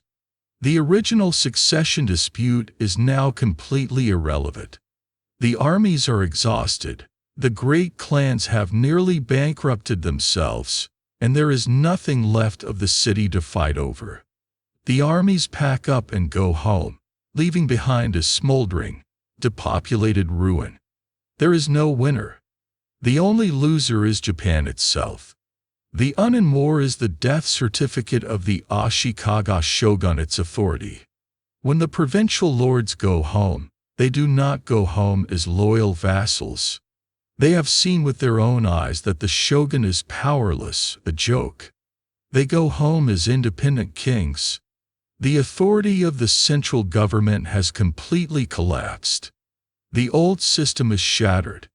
This is the true and brutal beginning of the period you know as the Sengoku Jidai, the Age of Warring States.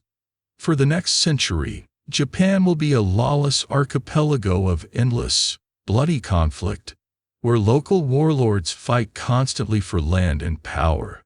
The era of the great Shugo clans is even ending. They will soon be overthrown by their own ambitious underlings in a phenomenon called Gikakujo, the low overthrowing the high. Your world has been broken, and now you must survive in the pieces. Your world has been broken, and now you must survive in the pieces. And in this broken, lawless world of the Sengoku Jidai, a world without effective central authority, survival often means finding the sharpest piece of steel you can and joining the strongest gang in the neighborhood. The old, stable pyramid of power is gone. Now, power is taken by force, and the men taking it, the new regional warlords you call daimyo, need bodies to do their fighting. They need you. But you will not be a noble, sword-wielding samurai on horseback. Your destiny is far less glamorous. You are about to become an ashigaru, a foot soldier, a spear carrier, a disposable piece of equipment in a warlord's bloody game of chess. Let's say you are that craftsman in Kyoto whose workshop was burned down in the Unin War. Or maybe you are a farmer whose village has been raided one too many times. You have nothing left. One day, a samurai recruiter rides into your village. He works for a nearby daimyo who is raising an army to attack a rival. He needs men. He's not looking for noble blood or martial training. He's looking for able bodies. He offers a pathetic wage, a daily ration of rice, and, most enticingly, the chance to loot. It's a performance-based bonus, with the rather large caveat that your performance might get you killed long before you can collect. It's a terrible offer, but starvation is a worse one. So you take it. Congratulations, you are now an ashigaru, which literally means light-footed. It's a name that speaks to your agility, but also to your flimsy, insignificant status. You are handed your kit, which is the lowest tier subscription package for being a soldier. You don't get a finely crafted suit of Uroi like the samurai. You get a mass-produced, functional set of torso armor, a simple cuirass called a do, maybe some greaves to protect your shins. The quality is questionable. On your head, you wear a conical iron hat that looks like a lampshade, called a jingesa. Your primary weapon is not the glorious katana. It is the yari, a long spear, sometimes up to 5 or 6 meters in length. You're also given a small flag, the sashimono, attached to a bracket on your back. This flag bears the crest, or mon, of your daimyo. It's not for decoration. It's a quirky but essential piece of battlefield tech, a medieval IFF system, so your commanders can tell who is who in the swirling chaos of battle and, more importantly, see which units are advancing and which are running away. Your new life is one of misery and discipline. You are herded into a vast encampment with thousands of other men just like you. The samurai officers, with their fine armor and condescending sneers, treat you like something they've scraped off their sandals. They drill you relentlessly. Not in the fine art of swordsmanship, but in the simple, brutal mechanics of group fighting. You learn to stand in a tight formation, shoulder to shoulder with the men next to you. You learn to create a hedge of spear points. You learn to advance, hold your ground, and retreat on the command of a drumbeat or a conch shell's blast. You are not being trained to be a hero. You are being trained to be a cog in a machine, a human wall. Life on the march is even worse. You trudge for endless miles on dusty or muddy roads, carrying your spear and a small sack of provisions. The food is terrible, usually just cold rice balls and some pickled radish. The days are long and monotonous, the nights cold. Discipline is harsh. Steal food, and you might lose a hand. Fall out of line, and you get a beating from a samurai with the flat of his sword. You're the engine of this army, but you are the least valued part. When the army makes camp, the samurai take the best spots while you sleep in the open, exposed to the elements. It's the ultimate unpaid internship, and the working conditions are atrocious. Then comes the day of battle. You feel a knot of cold fear in your stomach that no amount of tough guy posturing can undo. You see the enemy army arrayed across the plain, a sea of banners and spear points just like your own. The air fills with the sound of drums, horns, and the taunts of samurai warriors. You are marched forward into your designated position. The samurai cavalry, the elite, might be on the flanks, but you, the Ashigara spearmen, are the center. You are the anvil against which the enemy hammer will strike. Your job is simple and terrifying. Hold the line. The commanders scream orders. The flags wave. The drums beat faster. You advance, not as a man, but as a component of a bristling, moving forest of spears. The ground shakes as the enemy charges. It is an avalanche of men and steel. You brace your spear, planting its butt end against the ground, the point aimed at the chest of a man you've never met. There is no room for individual skill. There is only the crush of bodies, the splintering of spear shafts, the screams of the wounded. Your world shrinks to the few feet of mud in front of you.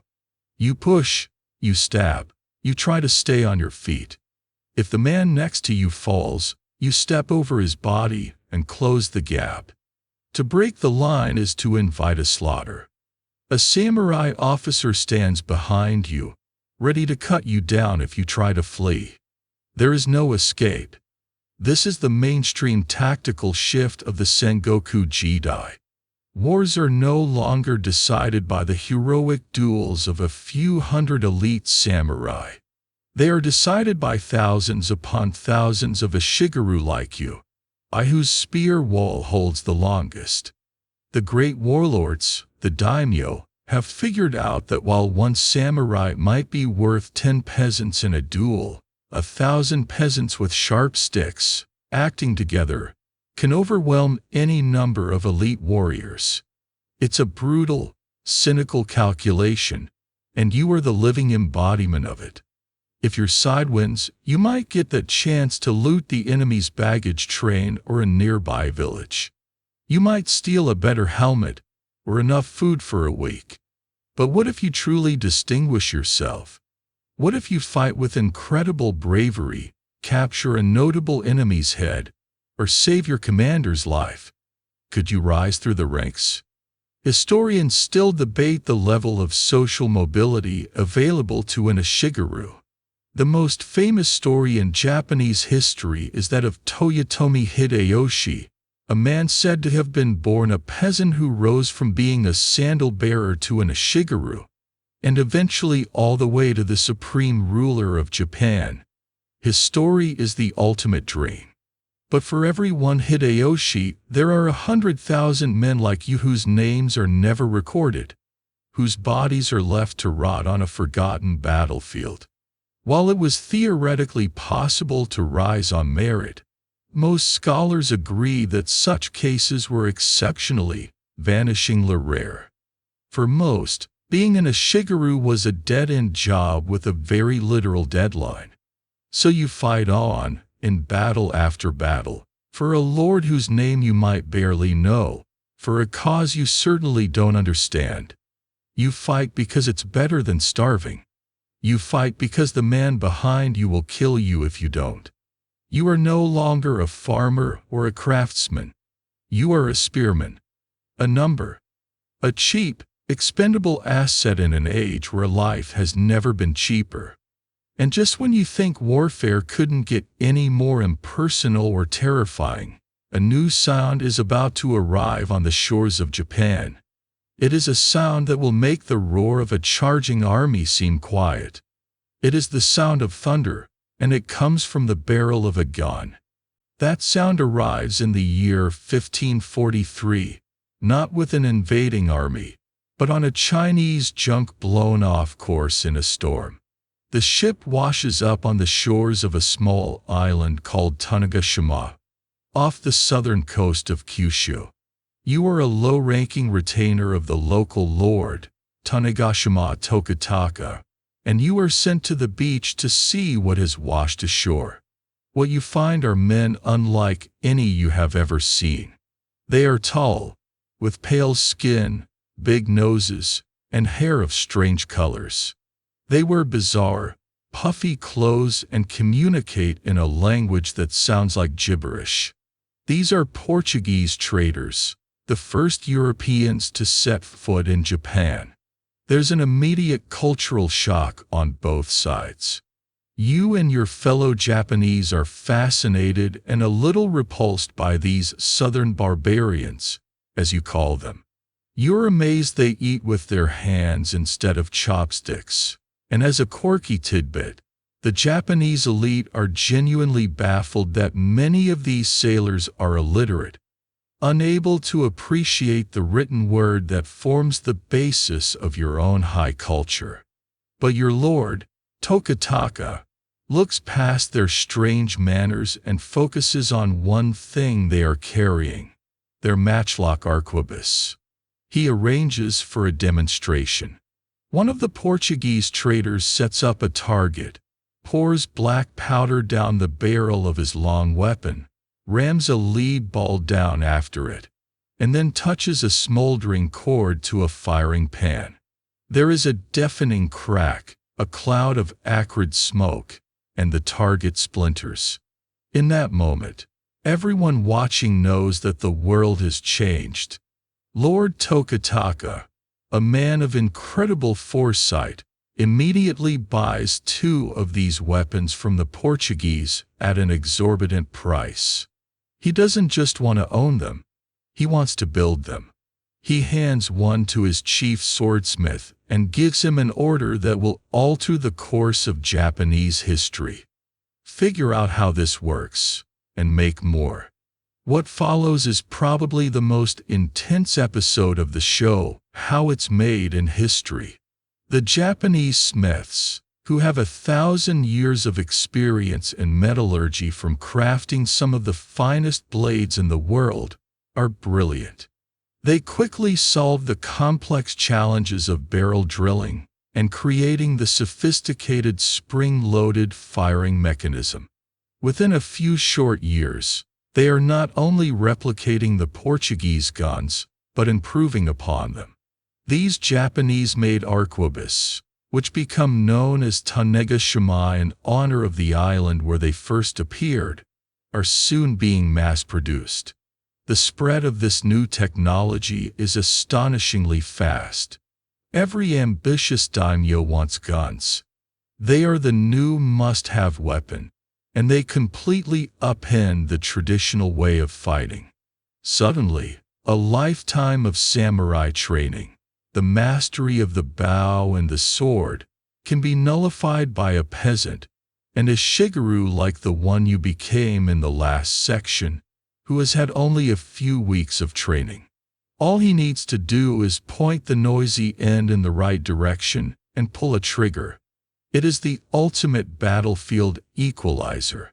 You are now one of these new Shigeru musketeers. You trade in your long spear for a long gun. The weapon is heavy, clumsy, and terrifying to use. The reloading process is agonizingly slow. You have to measure out the gunpowder, pour it down the barrel, drop in a lead ball wrapped in cloth, ram it all down, prime the firing pan with more powder, and make sure your match cord is lit and ready, all while enemy archers are shooting at you and samurai are charging your position. On its own, one gun is a novelty, but a few brilliant, ruthless daimyo, most notably a rising warlord named Oda Nobunaga, figure out the secret. The power isn't in one gun, it's in hundreds of them, working together. Historians still debate the true speed and scale of the firearm's adoption. While the traditional story paints a picture of a lightning-fast revolution, some argue that the trusty spear and bow remained the dominant weapons for decades, and that the gunpowder revolution was a more gradual evolution. But no one can deny its devastating impact, which comes to a head in one of the most significant battles in Japanese history, the Battle of Nagashino in 1575. Your lord, Oda Nobunaga, is facing the formidable Takeda clan, whose army is considered one of the most powerful in Japan. Their strength lies in their cavalry, thousands of elite, battle-hardened samurai on horseback who smash through enemy lines like a battering ram.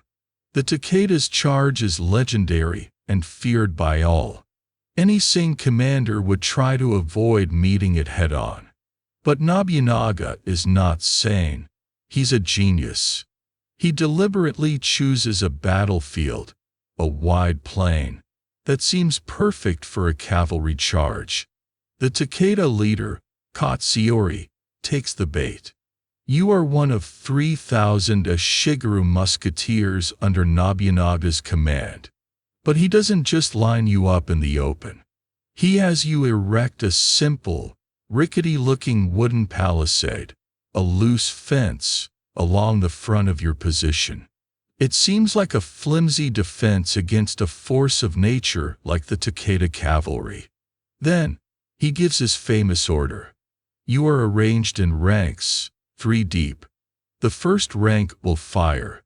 As they kneel to begin the slow reloading process, the second rank will step forward and fire. Then the third. By the time the third rank has fired, the first will be ready to shoot again. Nobunaga has invented the concept of continuous, rolling volley fire. He has turned 3,000 individual, slow-firing guns into a single, massive machine gun. The Takeda army begins its advance. You watch them come, a beautiful and terrifying sight, a river of colorful banners, gleaming armor, and proud horses. They begin their charge. The ground trembles. It is the embodiment of the old way of war, of samurai honor and martial prowess. You stand behind your flimsy wooden fence, your heart pounding, your matchlock arquebus heavy in your sweaty hands. The command is given. The first rank fires. A massive cloud of smoke erupts, and a deafening roar echoes across the plain. The front line of the Takeda charge simply vanishes, a tangle of screaming men and horses. The Takeda are shocked, but they are brave. They press the charge. The first rank of musketeers steps back, and your rank steps up. You level your gun, fire, and the next wave of charging samurai is cut down. Then the third rank fires. Again, and again, and again. The disciplined, mechanical process is relentless. The glorious Takeda cavalry charge never even reaches your lines. It is shot to pieces, destroyed in minutes by ranks of low-born Shigeru who they would have considered scum. It is the ultimate, tragic example of bringing a knife, or in this case, a horse and a spear, to a gunfight. By the end of the day, the Takeda army is annihilated, its legendary cavalry corps destroyed forever. The Battle of Nagashino sends a shockwave across Japan.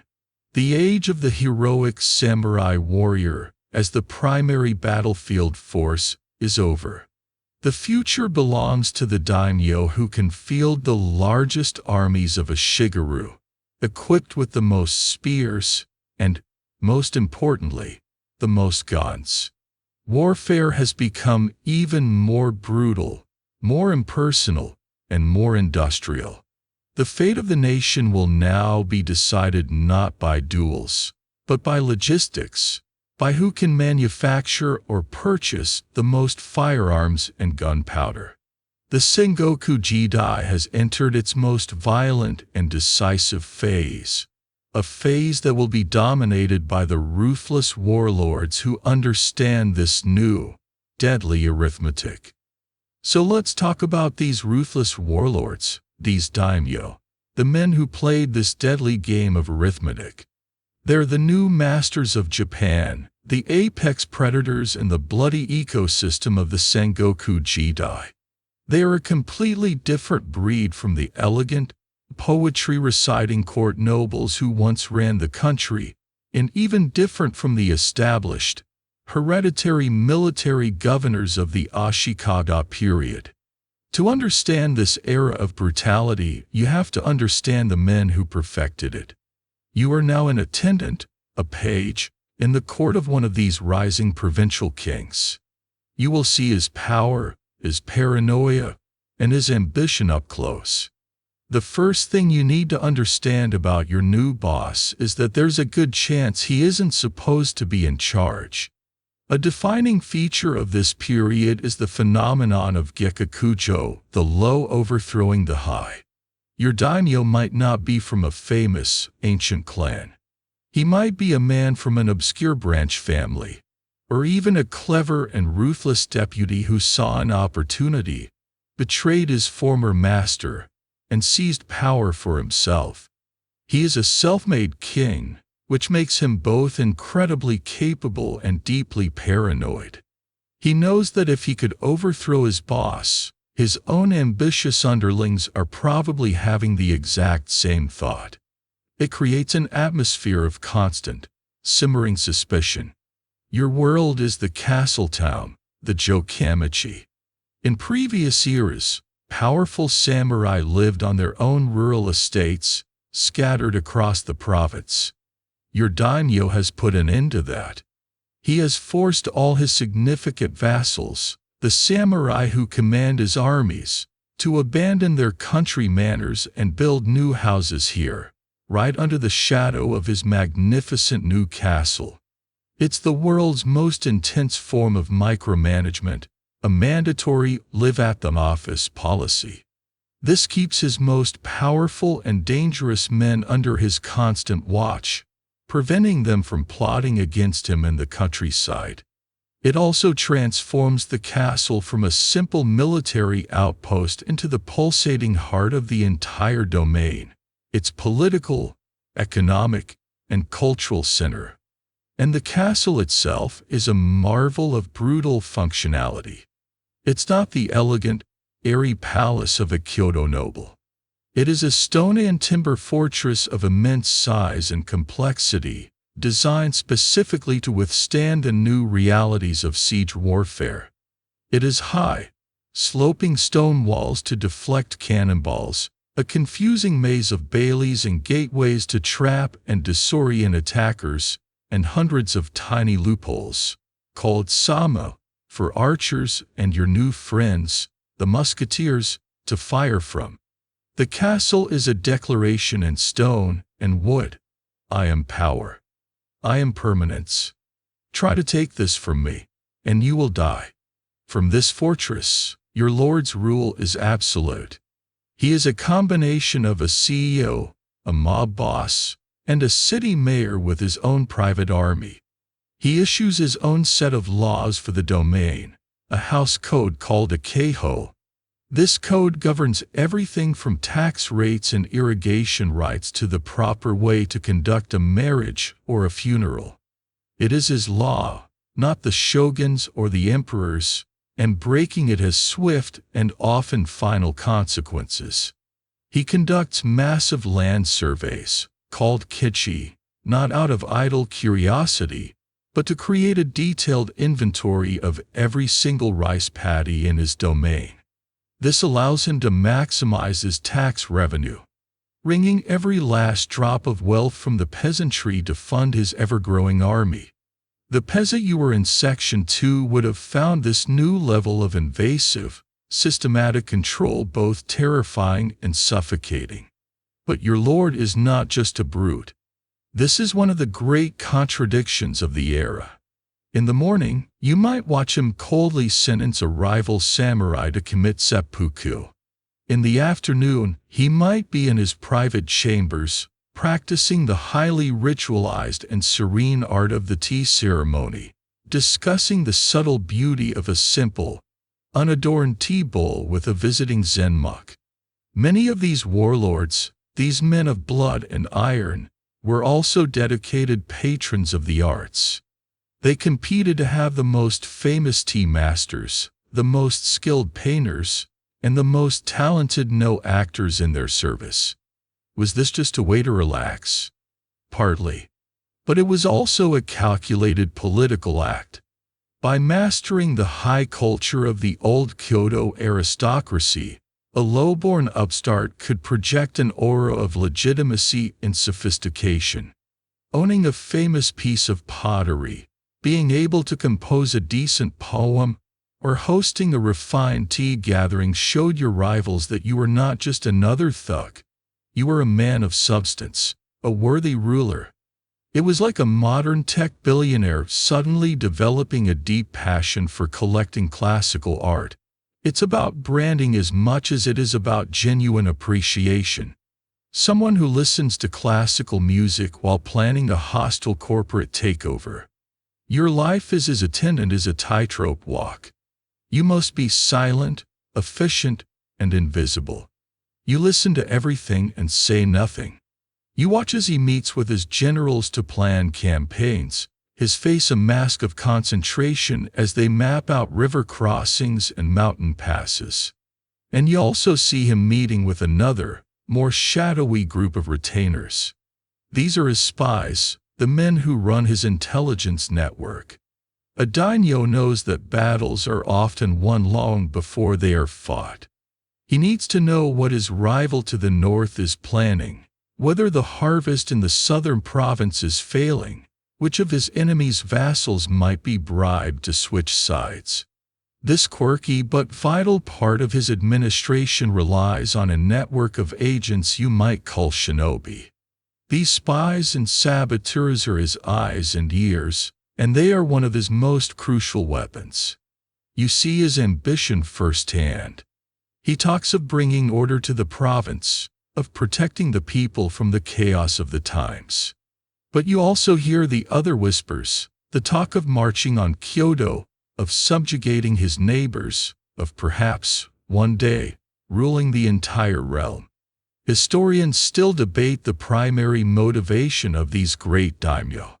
Were they truly aiming for the unification of the realm Tenkafubu, a phrase popularized by Oda Nobunaga, implying a desire to end the warfare and restore order under a single, powerful ruler? Or was this just a lofty, philosophical justification for a raw, unquenchable thirst for personal power and glory? Looking into your lord's eyes, you suspect the truth is a complex and probably unsettling mix of both. He might genuinely believe that the only path to peace is for everyone to be under his control. The goal might be peace, but the method is unrelenting war. Let's follow one of those shadowy figures out of the castle gates. Let's talk about the reality of the shinobi, the men you probably know by their more famous, almost legendary name, ninja. The word itself conjures a very specific image, doesn't it? A warrior clad head to toe in black pajamas, moving with supernatural silence, capable of disappearing in a puff of smoke and armed with an arsenal of exotic throwing stars. It's a great image for movies and video games, but it has very little to do with your reality.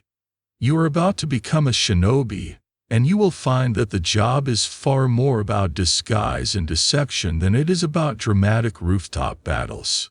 First, let's get the outfit out of the way. You are not wearing black pajamas. That iconic all-black uniform is largely an invention of later kabuki theater, where stagehands, dressed in black to be invisible to the audience, would double as ninja characters for a dramatic reveal.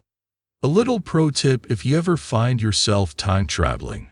Pure black is actually terrible camouflage at night, as it stands out against the natural shades of gray and blue. A dark, navy blue or a grayish-brown is far more effective. But more often than not, you won't be wearing a special uniform at all. Your greatest weapon is your ability to not look like a ninja.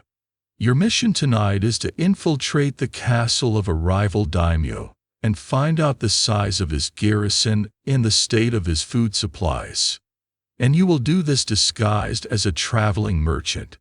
So, you dress the part. You wear the simple, functional clothes of a trader.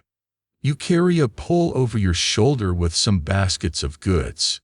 You learn the dialect of the region you're heading to, the local gossip, the market price of rice.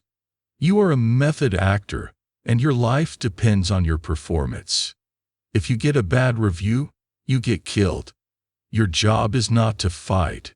It is to see, to listen, and to get out without anyone ever knowing you were there.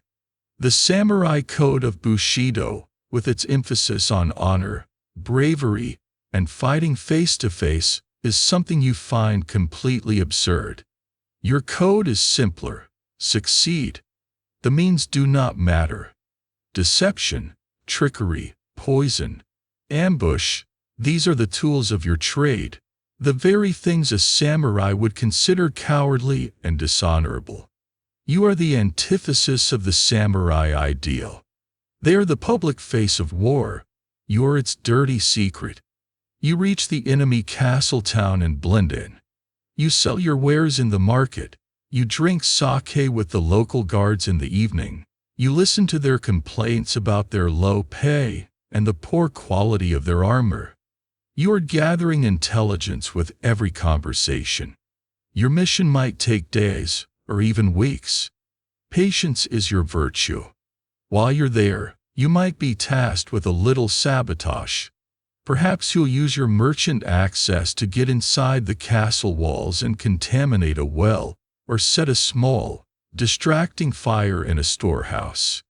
Your goal is to create weakness and chaos, to soften the target for your daimyo's army.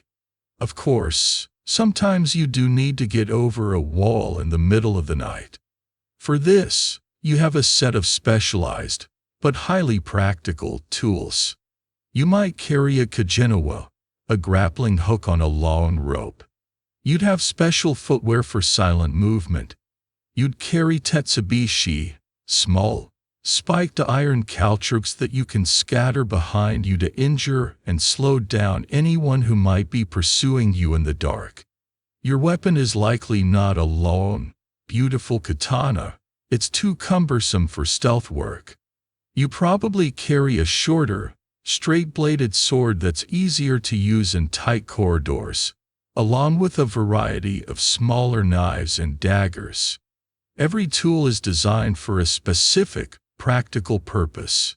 One of the more quirky tidbits of your toolkit is the mizugumo, or water spider. Legend paints this as a magical device that let a ninja walk on water. It was likely a set of 4 curved pieces of wood strapped to the feet to create a sort of portable flotation device. The reality is probably less dramatic. Modern tests have shown it would be nearly impossible to walk on water with them, but they would be very useful as a kind of snowshoe for crossing marshy ground or a swampy moat without sinking into the mud. So, less water walking, more effective bog trotting. Still pretty clever. You, as a shinobi, likely hail from one of 2 specific regions, the mountainous provinces of Iga or Koga. These areas were unique in Japan. They were home to powerful, independent warrior families who, for generations, had honed the arts of guerrilla warfare, espionage, and covert operations to defend their own autonomy. They developed a reputation for producing the best spies and assassins for hire in the country. They were, in essence, the freelance intelligence contractors of feudal Japan. Daimyo from all over would pay handsomely for the services of an IGA or Koga shinobi team. These were not just scattered individuals. They were organized clans with their own schools, their own secret techniques, and a jealously guarded reputation for effectiveness. But because of the very nature of your work, your successes are never celebrated. A samurai's greatest deeds are recounted in war epics. Your greatest deeds are the ones no one ever finds out about. This secrecy has made it incredibly difficult for modern scholars to study you. Reliable historical sources on ninja are notoriously scarce, filled with myth and exaggeration. Because of this, historians still debate the true extent of your influence. Were you genuinely decisive players in the Sengoku Wars, tipping the balance of power with key assassinations and intelligence coups? Or have your exploits been romanticized and exaggerated over the centuries, becoming a convenient, catch-all explanation for any mysterious castle fire or unexplained death? The truth, as is often the case, is probably somewhere in the middle. While information is your main goal, sometimes the mission is more direct. Sometimes your daimyo needs an enemy general, or even a rival daimyo, to die.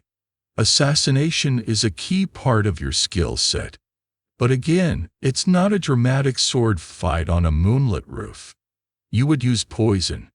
You might disguise yourself as a cook and slip something into your target's food over a period of weeks to make it look like an illness. You might use a blowgun to shoot a poison dart from a hidden position. Or you might simply sneak into their bedchamber at night while they sleep and cut their throat. It is quiet, efficient, and utterly without honor. But it is effective. Your existence is a constant denial of the ideals the samurai claim to uphold.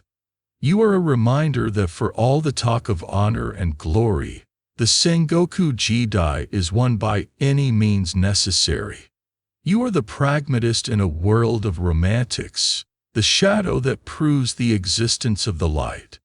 Your work is brutal, lonely, and thankless, but in this age of constant war, you are indispensable. But this brutal, by any means necessary, approach wasn't just confined to the shadows of espionage. It was the driving principle behind the entire concept of law and order in the Sengoku period. If you thought the battlefields were savage, you should try getting arrested. The system of justice, if you can even call it that, was not designed to find the truth. It was designed to demonstrate power and force obedience, and do so through the application of maximum terror. Forget everything you know about rights, evidence, or due process. You have now been accused of a crime, and you are about to discover that in this era, an accusation is a death sentence with a few horrifying bureaucratic steps in between. Let's say you are a merchant in a castle town. A fire breaks out in a warehouse near yours, and a rival, who has always been jealous of your success, points a finger and claims he saw you running from the scene. That's it. That's all it takes. 2 samurai from the local magistrate's office show up at your home. They don't have a warrant. They don't need one. Your daimyo's authority is the only warrant required. They tie your hands behind your back and drag you through the streets to a holding cell in the castle's dungeons. Your family is terrified. They know what this means. The Japanese legal system of this time operates on a guilty until proven innocent policy, but they've pretty much lost the paperwork for the proven innocent part. You are left in a cold, damp cell to contemplate your fate. There is no lawyer to call. Your trial will be a simple affair, held before a samurai official whose only goal is to close the case. And the gold standard for closing a case is a confession. The entire judicial process is geared towards one thing: getting you to admit guilt, whether you are guilty or not. The official will question you. You will deny the accusation, your voice trembling with fear and righteous indignation. The official will sigh, bored with your theatrics, and then he will order the application of gammon torture. This is not some dark, illegal secret. Torture is a standard, legally sanctioned, and expected part of any criminal investigation for a commoner. It is viewed as a perfectly reasonable tool for getting at the truth. It's the world's worst focus group, where the only acceptable feedback is exactly what the facilitator wants to hear. The methods are varied and horrific. You might be subjected to a shiitake, or stone hugging, where you are forced to kneel on a ridged log while heavy stone slabs are progressively piled onto your lap, crushing your legs. You might be bound with wet ropes that shrink as they dry, biting into your flesh and dislocating your joints. They might hang you by your wrists, your body's own weight tearing at your shoulders. The goal is to inflict unbearable pain until your mind breaks and you confess to anything they want, just to make it stop. Eventually, you do. You confess to starting the fire. The torture stops. The confession is recorded. The trial is over. Your guilt has been proven. Now comes the punishment. This is not meant to be a private or humane affair. It must be a public spectacle, a piece of political theater designed to terrify anyone who witnesses it and remind them of the daimyo's absolute power. Historians still debate the primary purpose of these gruesome public executions. Were they purely a deterrent, designed to terrorize the population into submission? Or did they also serve a more complex, ritualistic function, a way for the Lord to publicly display his power and restore a kind of cosmic social order that had been disrupted by the crime? For you, facing your own end, this is a distinction without a difference. Depending on the severity of your confessed crime, your end could take several forms. For a crime like arson, you might be sentenced to death by burning. You would be tied to a stake in a public square and set alight. For a truly heinous crime, like treason or murdering a samurai, you might face crucifixion or haritsuke. You would be tied to a wooden cross, and then samurai would thrust spears into your body from either side, crisscrossing inside you until you died. Another particularly grim fate was being boiled alive, in a large iron cauldron. Perhaps the most psychologically terrifying was death by sawing. The condemned would be buried up to their neck in the ground by a public road, with a saw left beside them. Passers-by were encouraged, and sometimes forced, to take a turn sawing at the victim's neck until they were decapitated. It was a slow, agonizing, and public-sourced execution. And the horror doesn't necessarily end with you.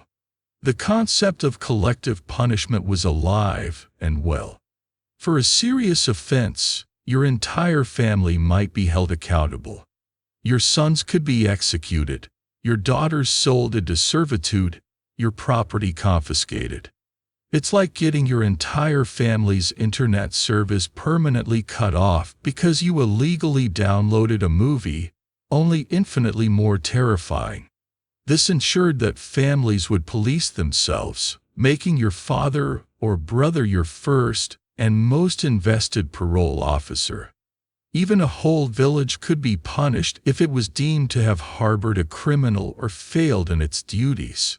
Even the samurai were not entirely exempt from this brutality, though they had their own special rules. A samurai who committed a crime would not be tortured by having his legs crushed. His punishment was often a simple, chilling order: commit seppuku.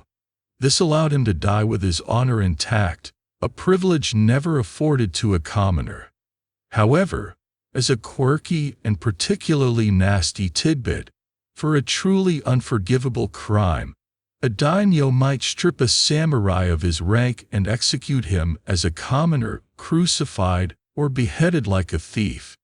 To the samurai, this was the ultimate insult, a fate far more terrifying than a clean, honorable death by his own hand.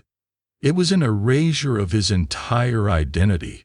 This entire system was a reflection of the age, chaotic, violent, and held together by fear. There was no higher authority to appeal to, no concept of human rights to invoke. Your lord was your lawmaker, your judge, and your executioner. His whim was your reality.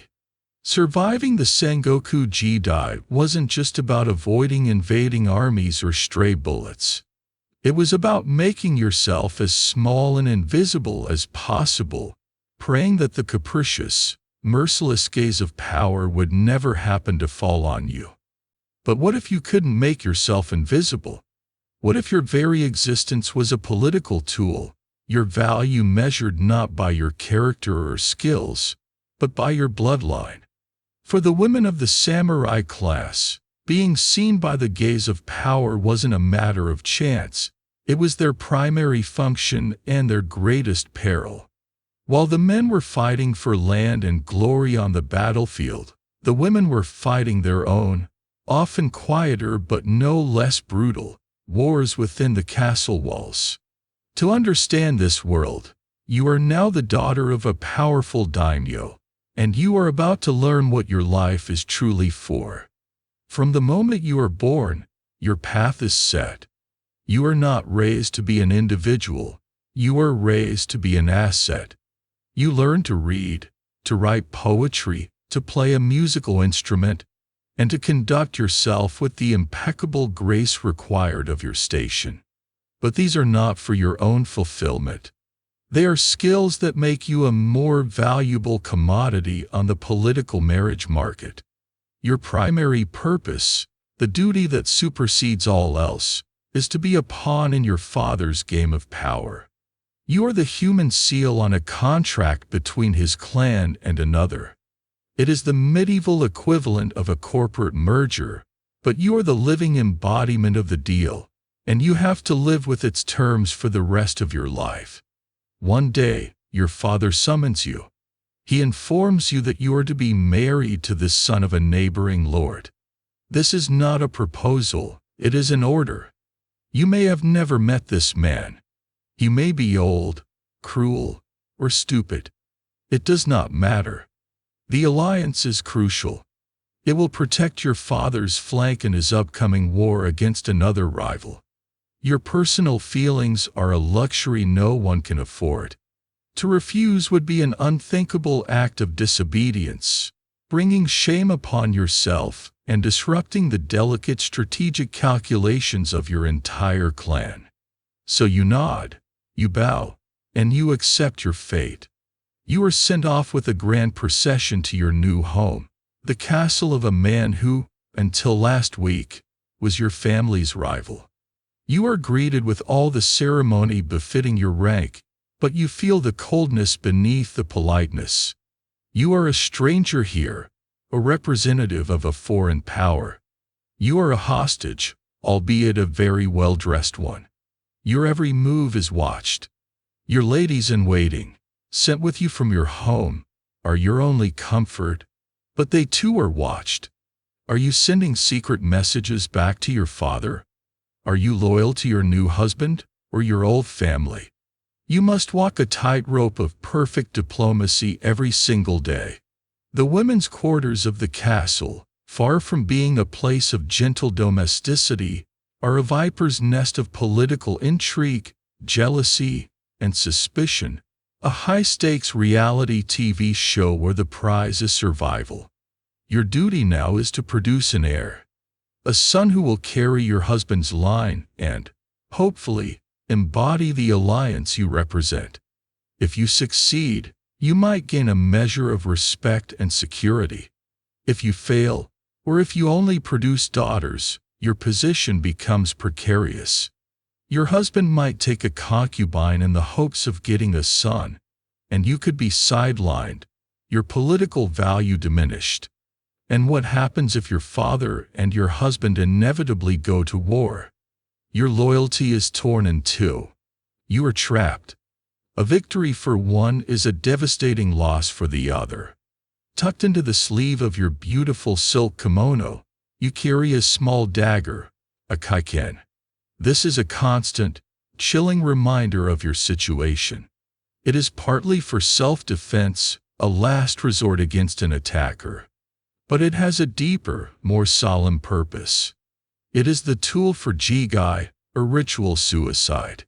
If your castle is overrun by enemies and you are facing the humiliation of capture, you are expected to take your own life, to preserve your honor just as a samurai does with his seppuku. It is the most terrifyingly practical accessory in feudal fashion, a symbol of the grim agency you are afforded, the right to choose the method of your own death. Now, was this life of a political pawn the only path? Not entirely.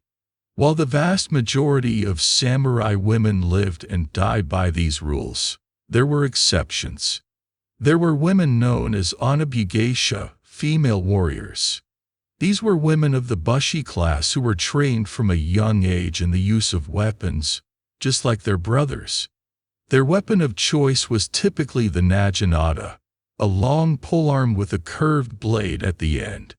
It was an excellent weapon for defending a fixed position, as its length could keep swordsmen at a distance.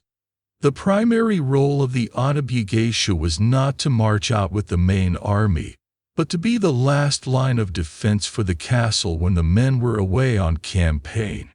They were expected to organize the other women and hold the walls to the last. The prevalence of these female warriors is a subject historians still debate. Were they a recognized and common part of the warrior class, as some epic tales and legends suggest? Or were they extreme rarities, their stories later exaggerated to create compelling folklore? It's hard to say for sure. We know they existed. Archaeological digs at the sites of famous sieges have sometimes uncovered battlefield graves where a significant percentage of the remains are female, suggesting they died in combat. But their exact status in the warrior hierarchy remains a tantalizing mystery. And finally, there were women who wielded power not with a dagger or a naginata, but with their wits. A clever and strong-willed wife could exert immense influence over her daimyo husband. A formidable dowager, the mother of the current lord, could often act as a regent and de facto ruler.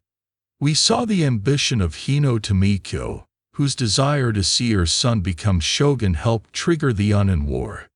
There were others, like the famous Lady Myron, who took command of her castle's defenses after her husband was killed and successfully repelled a siege by a much larger army. These women were exceptional, carving out spheres of influence in a world designed to constrain them. They used the tools they had, intelligence, political savvy, and sheer force of will to navigate and survive the brutal politics of their time. But for most women, from the peasant girl toiling in the rice paddies, vulnerable to the whims of any passing soldier, to you, the daimyo's daughter in your silken prison, life was a precarious and often terrifying balancing act. Your fate was rarely your own. It was a reflection of the ambitions, the fears, and the unrelenting violence of the men around you. Speaking of groups that defy easy categorization, let's turn our attention from the castle to another major power center of medieval Japan, the temple. And if you're picturing a place of serene contemplation and peaceful chanting, you might want to adjust that image. because many of these holy sites were home to some of the most feared and formidable fighters of the age, the warrior monks. This isn't the case of a few monks taking up self-defense.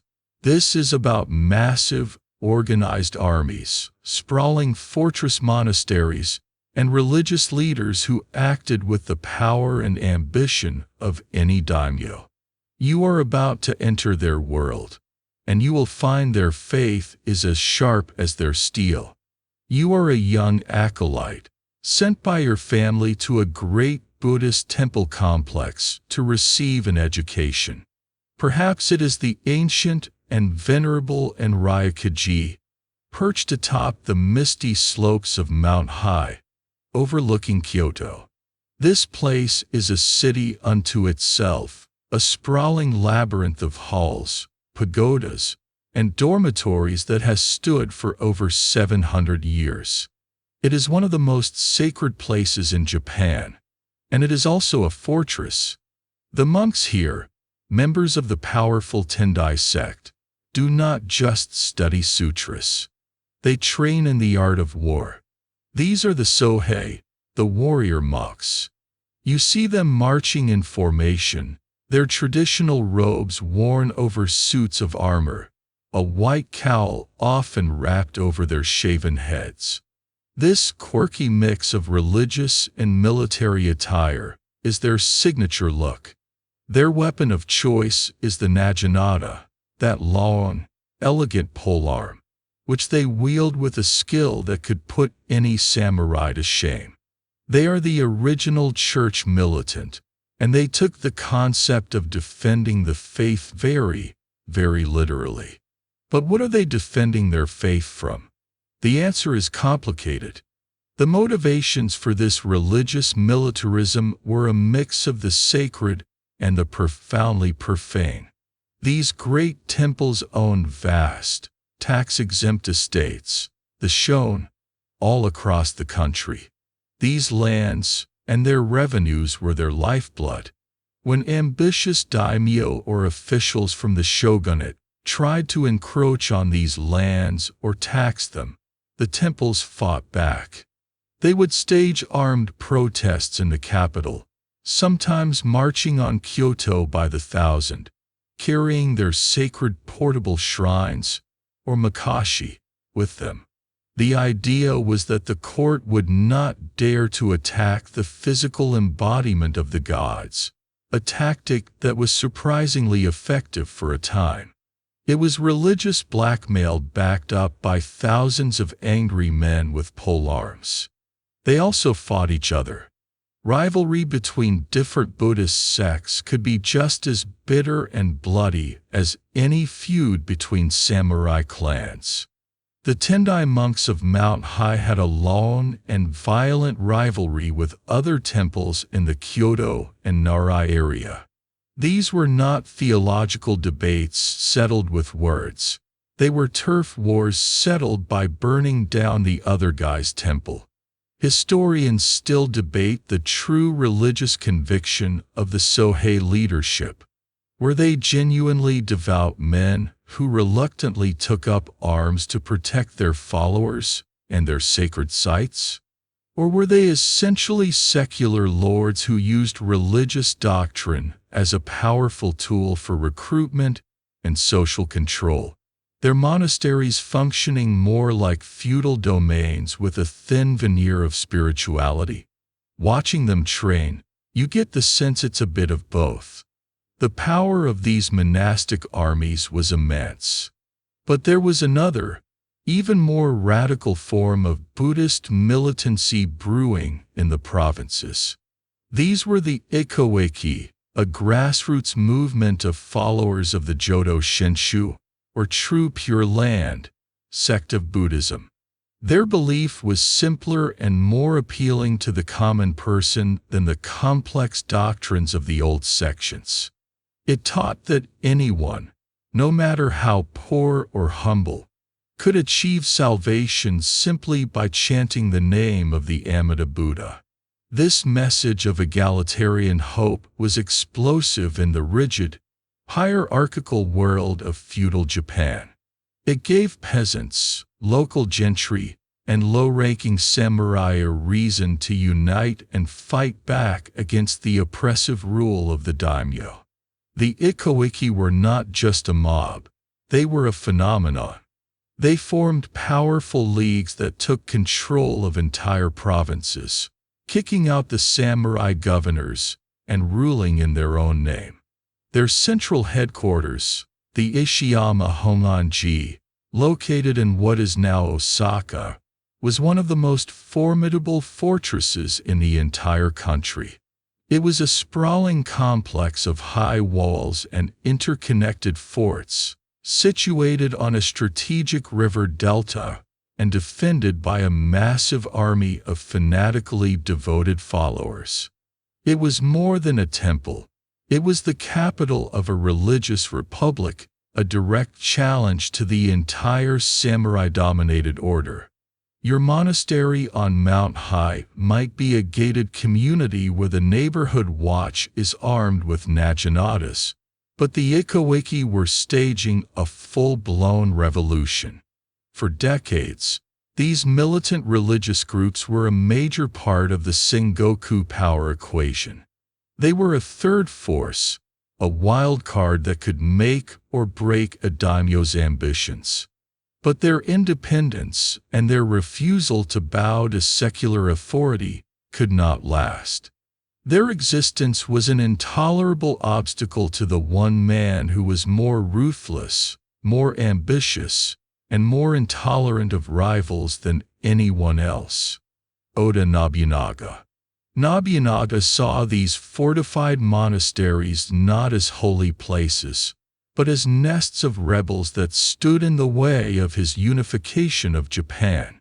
He subscribed to a very strict policy on the separation of church and state, which he enforced primarily by burning down the church. In 1571, he did the unthinkable. He surrounded the sacred complex on Mount High, the place you have called home. He ignored the pleas of his own generals and the warnings of divine retribution. He gave the order to attack. His army of 30,000 swarmed up the mountain and systematically destroyed everything. They burned the ancient temples and libraries, reducing centuries of culture to ash. And they massacred everyone they found. Not just the warrior monks, but the elderly abbots, the young acolytes, and the thousands of men, women, and children from local villages who had sought refuge there. You watch in horror as your world is annihilated in a storm of fire and steel. It was an act of such brutality it shocked all of Japan and earned Nobunaga the nickname the Demon King. He wasn't finished. For the next 10 years, he waged a relentless war against the Ikoiki. It was a bloody, grinding campaign that culminated in the epic siege of their main fortress, Ishiyama Honganji. For years, the fortress held out, supplied by sea and defended by its fanatical army. But eventually, Nobunaga's iron will and superior resources prevailed. In 1580, the fortress finally surrendered, its leaders forced into exile. With the destruction of Mount High and the defeat of the Ikoiki, the age of the warrior monk was brutally brought to an end. The temples would never again challenge the authority of the great warlords. They were forced to become what you always thought they were: places of quiet contemplation, their military power broken forever, a chilling lesson in what happened to anyone who stood in the path of the great unifiers. But while Oda Nobunaga was consolidating his power on land, burning temples and shattering the armies of rival daimyo, there was another form of brutality that couldn't be so easily cornered and destroyed. It was a fluid, lawless power that thrived in the coastal fringes in the open sea, a violence that bled across national borders. This was the age of the woku, the Japanese pirates, and their terror was one of Japan's most brutal exports. Forget the romanticized image of swashbuckling adventurers. These were ruthless sea raiders who brought the chaos of the Sengoku Jidai to the shores of all of East Asia. Let's say you are a fisherman living in a small coastal village on the remote Goto Islands. The authority of the shogun in Kyoto, or even the nearest daimyo, is a distant rumor here. The only law that matters is the law of the sea, and the men who enforce it command small, fast ships packed with desperate, violent men. These are the woku, or Japanese bandits, as the Chinese call them. You see their ships in your harbor every day. They are a fact of life, a source of fear, and, for some of your neighbors, a source of income. Maybe you've even been forced to join them. Perhaps your fishing boat was commandeered, and you were given a simple choice: join the crew or drown. The first thing you learn is that the term Japanese pirate is a bit of a misnomer. It's a convenient label, but the reality is more complex. While the leadership and the fierce shock troops are often Japanese, masterless samurai, or ronin, cast-offs from the endless wars, skilled swordsmen with nothing to lose, the rest of the crew is a motley collection of humanity from across the region. There are opportunistic fishermen like you, but there are also a huge number of Chinese and Korean sailors, merchants, and peasants who have been outlawed or disenfranchised by their own governments. They're an early and particularly violent example of a multinational corporation, bound together by a shared desire for profit and a complete disregard for any nation's law. Historians, especially those examining Chinese and Korean records, still debate the true identity of the later woku. While the traditional view paints them as a distinctly Japanese menace, more recent scholarship suggests that by the 16th century, the majority of so-called Japanese pirates were actually Chinese smugglers and rebels who merely used the remote islands of Japan as a safe haven. The woku label might have been a convenient way for the Ming government and China to blame its coastal unrest on an external enemy rather than its own internal problems. But for the villagers living on the coast of China and Korea, this distinction was academic. When a fleet of fast ships appeared on the horizon, filled with men wielding Japanese swords, the terror was very real. Your life as a pirate is not one of freedom and adventure. It is one of harsh discipline under a brutal captain, punctuated by moments of extreme violence.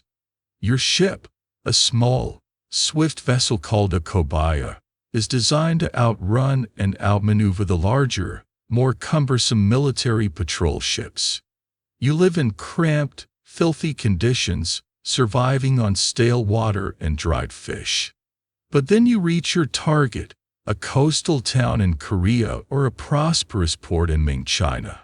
And the raid begins. The operation is terrifyingly efficient. The samurai and ronin on board are the elite assault force. As your ship grinds against the shore or the side of a fat merchant junk, they're the first ones over the side. A quirky but deadly tactic they employ is to use their legendary swordsmanship to create maximum shock and awe. The sight of a dozen screaming, top-knotted warriors with gleaming katanas was often enough to break the spirit of a ship's crew or a village militia before the real fight even began. Your job, as a lower-ranking crew member, is to follow in their wake, rounding up loot and dealing with any remaining resistance. And what you loot isn't just silk, porcelain, or silver. One of the most valuable commodities you are tasked with capturing is people. The woku were heavily involved in the slave trade. You are ordered to round up terrified villagers, men, women, and children, who are then bound and thrown into the hold of your ship. They will be sold later in clandestine markets in Japan or elsewhere. This is perhaps the most brutal aspect of your work, the transformation of human beings into cargo. The raids also focused on gray. A successful raid on a government granary in China could be more profitable than finding a chest of silver, as rice was the currency of life that fed the perpetually warring armies back in Japan.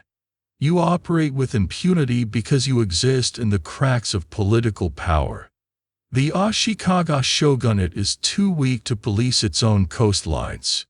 And some of the daimyo in southern Japan have a very profitable, unspoken arrangement with the pirates.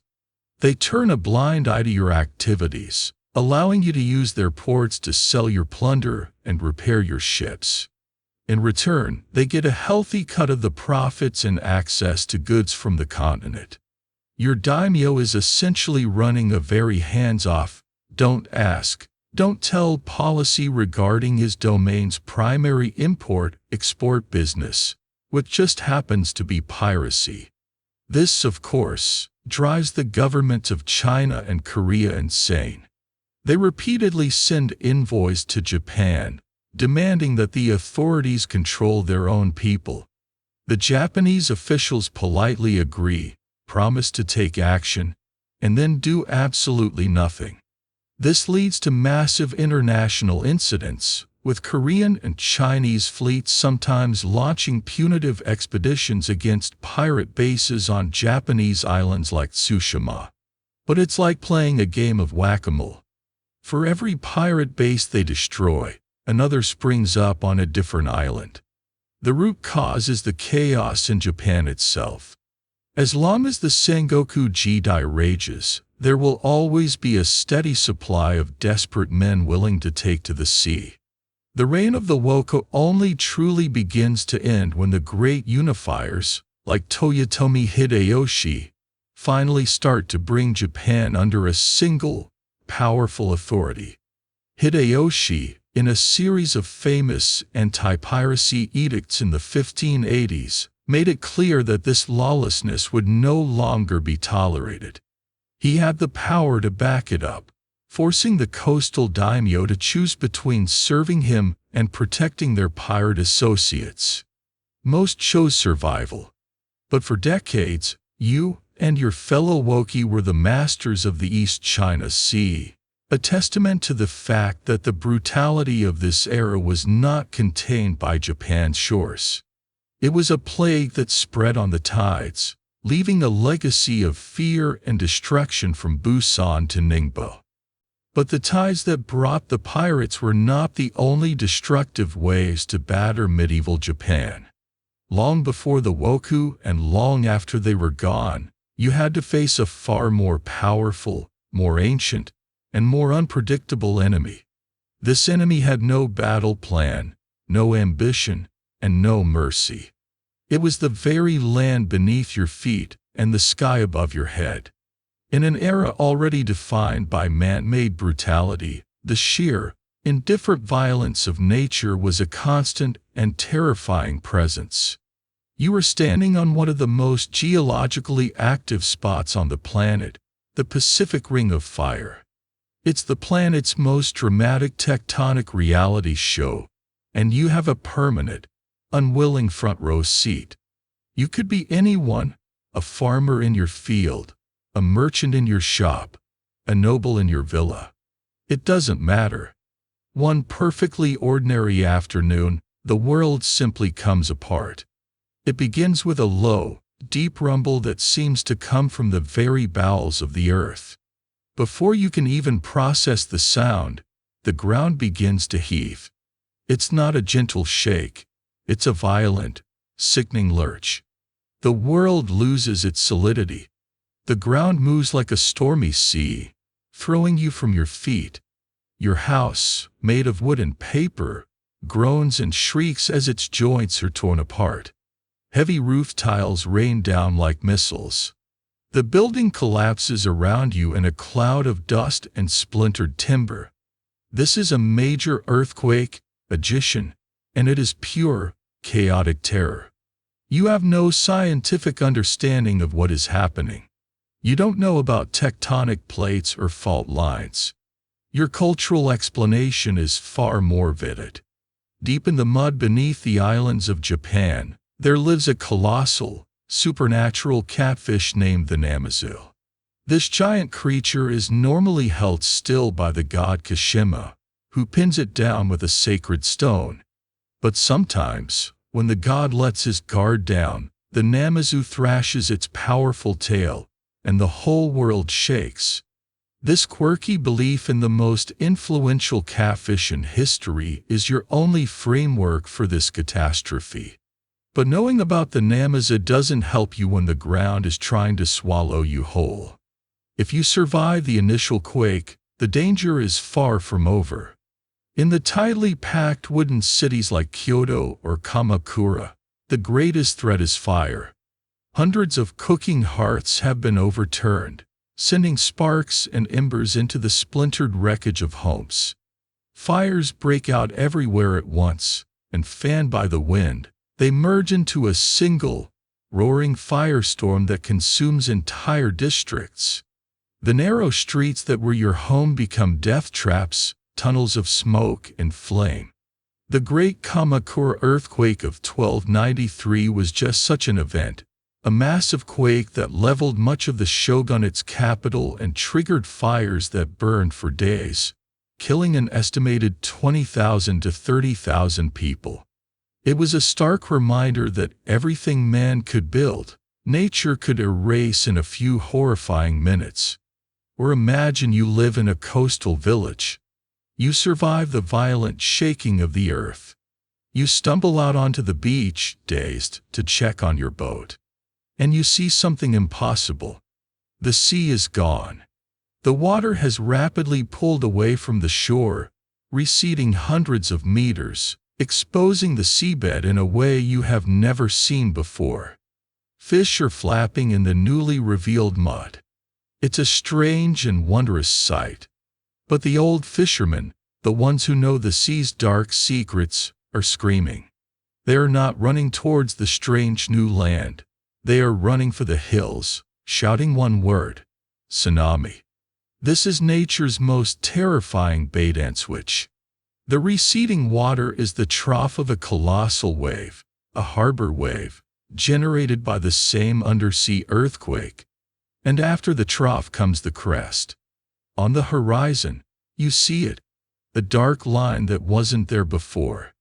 It grows with unnatural speed, rising up to become a wall of churning, angry water, sometimes as high as a multi-story building. It doesn't break like a normal wave.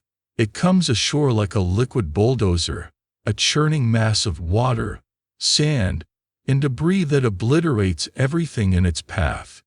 It scours your village from the face of the earth, leaving nothing behind but a saltwater-soaked wasteland. And then there is the weather. The seasonal typhoons that batter Japan are another regular source of terror. You watch the sky turn a sickly shade of gray-green as the wind begins to howl. It rises to a deafening shriek, ripping the thatch from your roof and tearing mature trees out of the ground by their roots. Then comes the rain, a relentless, horizontal deluge that seems like it could drown the world. Rivers overflow their banks, turning into raging torrents that wash away bridges, roads, and your precious rice paddies just before the harvest. The floods can ruin a province more thoroughly than any invading army. The very landscape can turn against you. Japan is dotted with active volcanoes. An eruption could blanket the surrounding countryside in a thick layer of ash, poisoning the soil, killing crops, and leading to the kind of devastating famines we've talked about before. This constant battle against nature's fury shakes the Japanese psyche, fostering a deep appreciation for the impermanence of things, the mono no where the Kyoto courtiers were so fond of. It's easy to appreciate the fleeting beauty of a cherry blossom when you know that your entire world could be washed away or shaken to pieces at any moment. Scholars and climatologists add another layer to this. debating the impact of a global climate event sometimes called the Little Ice Age on medieval Japan. It's possible that changing weather patterns during this period led to more frequent and more severe storms, longer droughts, and more devastating crop failures. These climatic shifts would have put immense pressure on an already fragile society, exacerbating the political chaos and perhaps driving much of the desperation that fueled the endless wars of the Sengoku period. Was the constant warfare partly a result of people fighting over resources made scarce by a changing climate? It's a sobering thought. So you live with this constant, background hum of existential dread. You might survive the wars, you might avoid the attention of the magistrate, you might even have enough food to eat. But you can never escape the knowledge that the ground you walk on is not solid. The sea that feeds you can turn against you, and the sky that gives you light can unleash unimaginable destruction. The brutality of medieval Japan wasn't just a human invention. It was a fundamental condition of the place itself, a constant reminder of how small and fragile you were in the face of nature's terrifying, impersonal wrath. But even in the face of this natural wrath, the human drive for power and order never ceased. Out of the century of chaos that was the Sengoku Jidai, a chaos fueled by ambition and exacerbated by nature, 3 men would rise, one after another, who possessed the vision, the ambition, and the utter ruthlessness required to hammer the fractured country back into a single piece. These are the 3 great unifiers of Japan. You will witness their brutal campaigns, which finally brought the endless warring to a close, not by making peace, but by winning the war so decisively that no one was left to fight. The first, and perhaps most terrifying, is Oda Nobunaga. He is the man who truly kicks off the process, the embodiment of creative destruction. You see him as a minor lord from Owari province, but he is unlike any daimyo you've encountered. He has no time for tradition or sentiment. He is a pragmatist and a revolutionary, with a mind as sharp as a razor and a temper just as quick to draw blood. He is the man who perfected the use of firearms, as you saw at the Battle of Nagashino. He promotes his retainers based on merit, not on bloodline, a radical idea at the time. His motto is Tenkafubu, the realm under one sword, and he means it literally. Watching Nobunaga's campaigns is like watching a forest fire consume everything in its path. He is lightning fast, unpredictable, and merciless. You saw his work when he annihilated the warrior monks of Mount High, an act that earned him the title the Demon King. He shows the same lack of mercy to any rival who stands in his way. When he defeats the Asakura and Azai clans, he is said to have had the skulls of their leaders lacquered in gold and used as sake cups at a victory banquet. The historians still debate Oda Nobunaga's ultimate goal. Was he aiming to become the new shogun in a traditional sense, or did he envision a more radical, centralized form of government, perhaps even one that would have diminished the role of the emperor? His vision was so audacious and so alien to the established order that it remains a mystery, a goal cut short by his own dramatic end. In 1582, at the height of his power, he is betrayed by one of his own generals, Akechi Mitsuhide, and trapped in a temple in Kyoto, the Honnoji. Vastly outnumbered, Nobunaga does what so many others in this era have done. He commits seppuku, his body consumed by the flames of the burning temple, denying his enemy the trophy of his head. The realm, so close to being unified, is thrown back into chaos. But not for long. Stepping immediately into the void is Nobunaga's most brilliant and unlikely general, Toyotomi Hideyoshi. If Nobunaga was a fire, Hideyoshi is a flood, less overtly terrifying, but capable of surrounding his enemies, cutting off their options, and submerging them with cunning and relentless pressure. His story is the stuff of legend. Born a peasant, a boy of no name, he rises through the ranks by sheer talent and will, starting as Nobunaga's sandal-bearer and ending as his top commander. When he hears of Nobunaga's death, he acts with incredible speed, crushing the traitor Akechi Mitsuhide and claiming the mantle of his former master.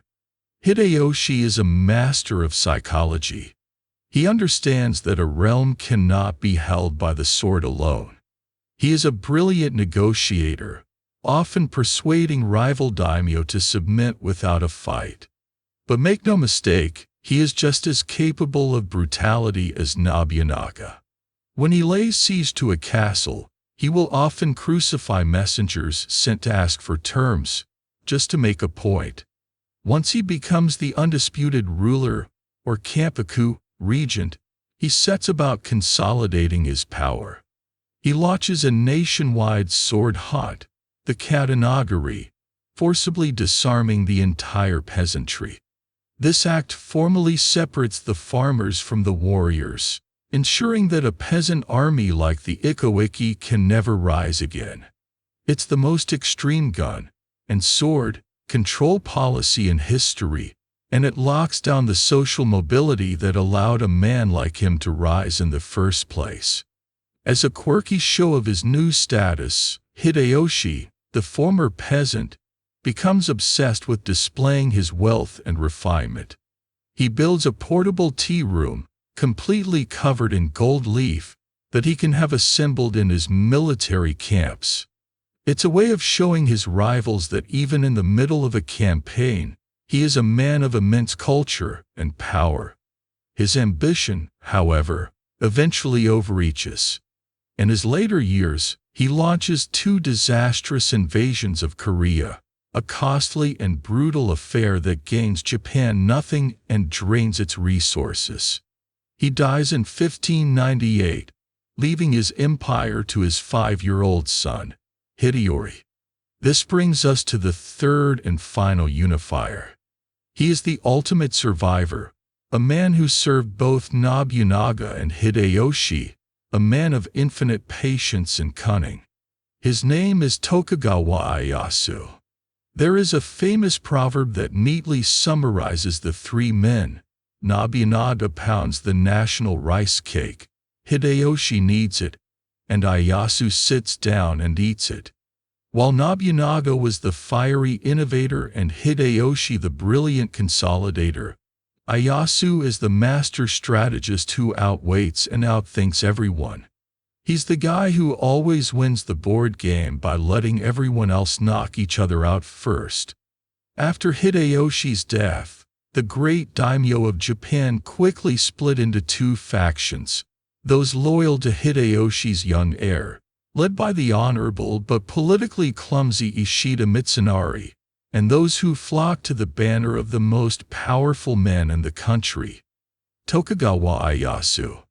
The inevitable confrontation comes in the year 1600, at a small crossroads village called Sekigahara. The Battle of Sekigahara is the final, bloody exclamation point at the end of the Sengoku Jidai. It is the largest samurai battle in Japanese history. You are there, a soldier in Ieyasu's Eastern Army. Nearly 160,000 warriors have gathered on this one foggy plain. The fighting is fierce and for hours, the outcome is in doubt. Ieyasu's forces are on the verge of being overwhelmed. But Ieyasu, the master politician, has done his work beforehand. He has secretly been in contact with several of the daimyo on the other side. At a crucial moment in the battle, one of these lords, Kobayakawa Hideaki, who was positioned on a hillside overlooking the battlefield, betrays his allies and charges down the hill into the flank of his own army. This single act of treachery causes a domino effect. The Western army collapses into chaos and is utterly routed. The victory at Sekigahara is total. In a single day, Ieyasu has eliminated all opposition and become the undisputed ruler of Japan. 3 years later, in 1603, he has the emperor grant him the old title of shogun. The Tokugawa shogunate is established, a dynasty that will rule Japan for the next 250 years in an era of unprecedented peace. The century of brutal, ceaseless warfare is finally over. It has been brought to an end by the calculated brutality of 3 of the most remarkable figures in all of Japanese history. And what does a peace born from such brutality look like? After centuries of ceaseless conflict, of clan warfare, Mongol invasions, civil wars, and the free-for-all horror of the Sengoku Jidai, you find yourself standing in a country that is quiet for the first time in generations. The silence is deafening. The great warlord Tokugawa Ieyasu has won. The wars are over. But the peace that settles over the land is not a gentle, benevolent one. It is the rigid, heavy peace of the graveyard, a peace built upon millions of skulls and enforced by an iron will. You walk through this new Japan, a land that is deeply, profoundly scarred. The memories of the brutality you've witnessed are etched into the landscape and the people. You remember what it was to be that Heian peasant, your life hanging by the thread of a single harvest. You remember the terror of the Mongol ships filling the horizon, and the desperate fight on the beaches of Hakata. You remember huddling in the ruins of Kyoto as the Unin War raged around you, turning the capital of culture into a slaughterhouse. You remember the fear and misery of being in a shigaroo, a disposable foot soldier, and the deafening shock of the first firearms. All of that history, all of that suffering, is the foundation upon which this new peace is built. The cost has been astronomical, a debt paid in blood and misery by countless forgotten generations. The Tokugawa shogunate, ruling from its massive new capital city of Edo, the future Tokyo, is obsessed with one thing: stability. Its goal is to ensure that the chaos of the Sengoku period can never, ever happen again. To do this, it creates a system of control so absolute and so intricate that it suffocates any possibility of rebellion before it can even be conceived. The daimyo still exist, but they are tamed. They are subjected to a policy called Senkan-kotai, or alternate attendance. This forces every lord to spend every other year in Edo, under the shogun's watchful eye. And when they return to their own domains, they must leave their wives and children behind in the capital as permanent, high-status hostages. The expense of maintaining 2 residences and traveling back and forth with a huge retinue also keeps the daimyo financially drained and unable to afford any new wars. The fluid, chaotic society of the Sengoku Jidai, where a peasant could dream of becoming a ruler, is frozen solid. The shogunate imposes a rigid, 4-tiered class system. At the top are the samurai, followed by the farmers, then the artisans, and finally, at the bottom, the merchants. Your class is hereditary. You are born into it, and you will die in it. There is no moving up. The sword hunt of Hideyoshi is continued and expanded. No one but the samurai can own a weapon. The population is pacified, registered, and controlled. And what of the samurai, the warrior class that has dominated Japan for half a millennium? Their world changes most of all. With no more wars to fight, their entire reason for being vanishes. You, the samurai, become not a warrior, but a bureaucrat. You trade your sword for an ink brush and an abacus. You become a tax collector, a magistrate, an administrator in the sprawling government of the shogun or your local daimyo. Your armor gathers dust. Your fighting skills become a hobby, practiced in sterile dojos rather than on bloody battlefields. It is in this long piece that the code of Bushido is truly romanticized and codified, written down in books like the Hagakure. It becomes a philosophy of how to live and die honorably, a nostalgic ideal for a warrior class that no longer has any real opportunity to do either. Fearing the disruptive influence of outsiders, especially European colonial ambitions and the spread of Christianity, the shogunate makes its most drastic move. It initiates the policy of Sakoku, the closed country. Japan is almost completely sealed off from the rest of the world. Foreigners are expelled, Japanese people are forbidden from leaving, and trade is restricted to a single, tiny Dutch outpost on an artificial island in Nagasaki Harbor. For over 200 years, Japan will live in a bubble, preserving its hard-won peace at the cost of technological and social progress. The brutality of the medieval era doesn't disappear entirely. It is simply turned inward, institutionalized. The justice system remains harsh, and social conformity is enforced with ruthless efficiency. The peace is real, but it is the peace of a meticulously managed prison. You have traded the chaotic, violent freedom of the Sengoku period for the predictable, ordered security of the Tokugawa cage. As you stand in this quiet new world, you can look at the great castles of the daimyo, now serving as administrative centers rather than active fortresses. They are monuments to a bygone era of violence. The Great Peace is a testament to the fact that after centuries of unimaginable brutality, the people of Japan were so exhausted, so broken by the ceaseless conflict, that they were willing to accept any order, no matter how rigid, in exchange for an end to the killing.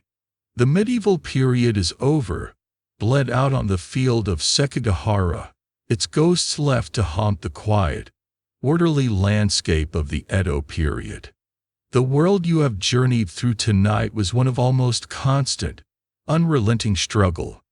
It was a place where life was cheap, where power was absolute, and where survival was a daily victory against the overwhelming forces of human ambition and natural disaster. From the first clashes of the Genpei War to the final, unifying campaigns of the Tokugawa, the story of medieval Japan is written in blood and steel, a long, dark night of the soul for an entire nation.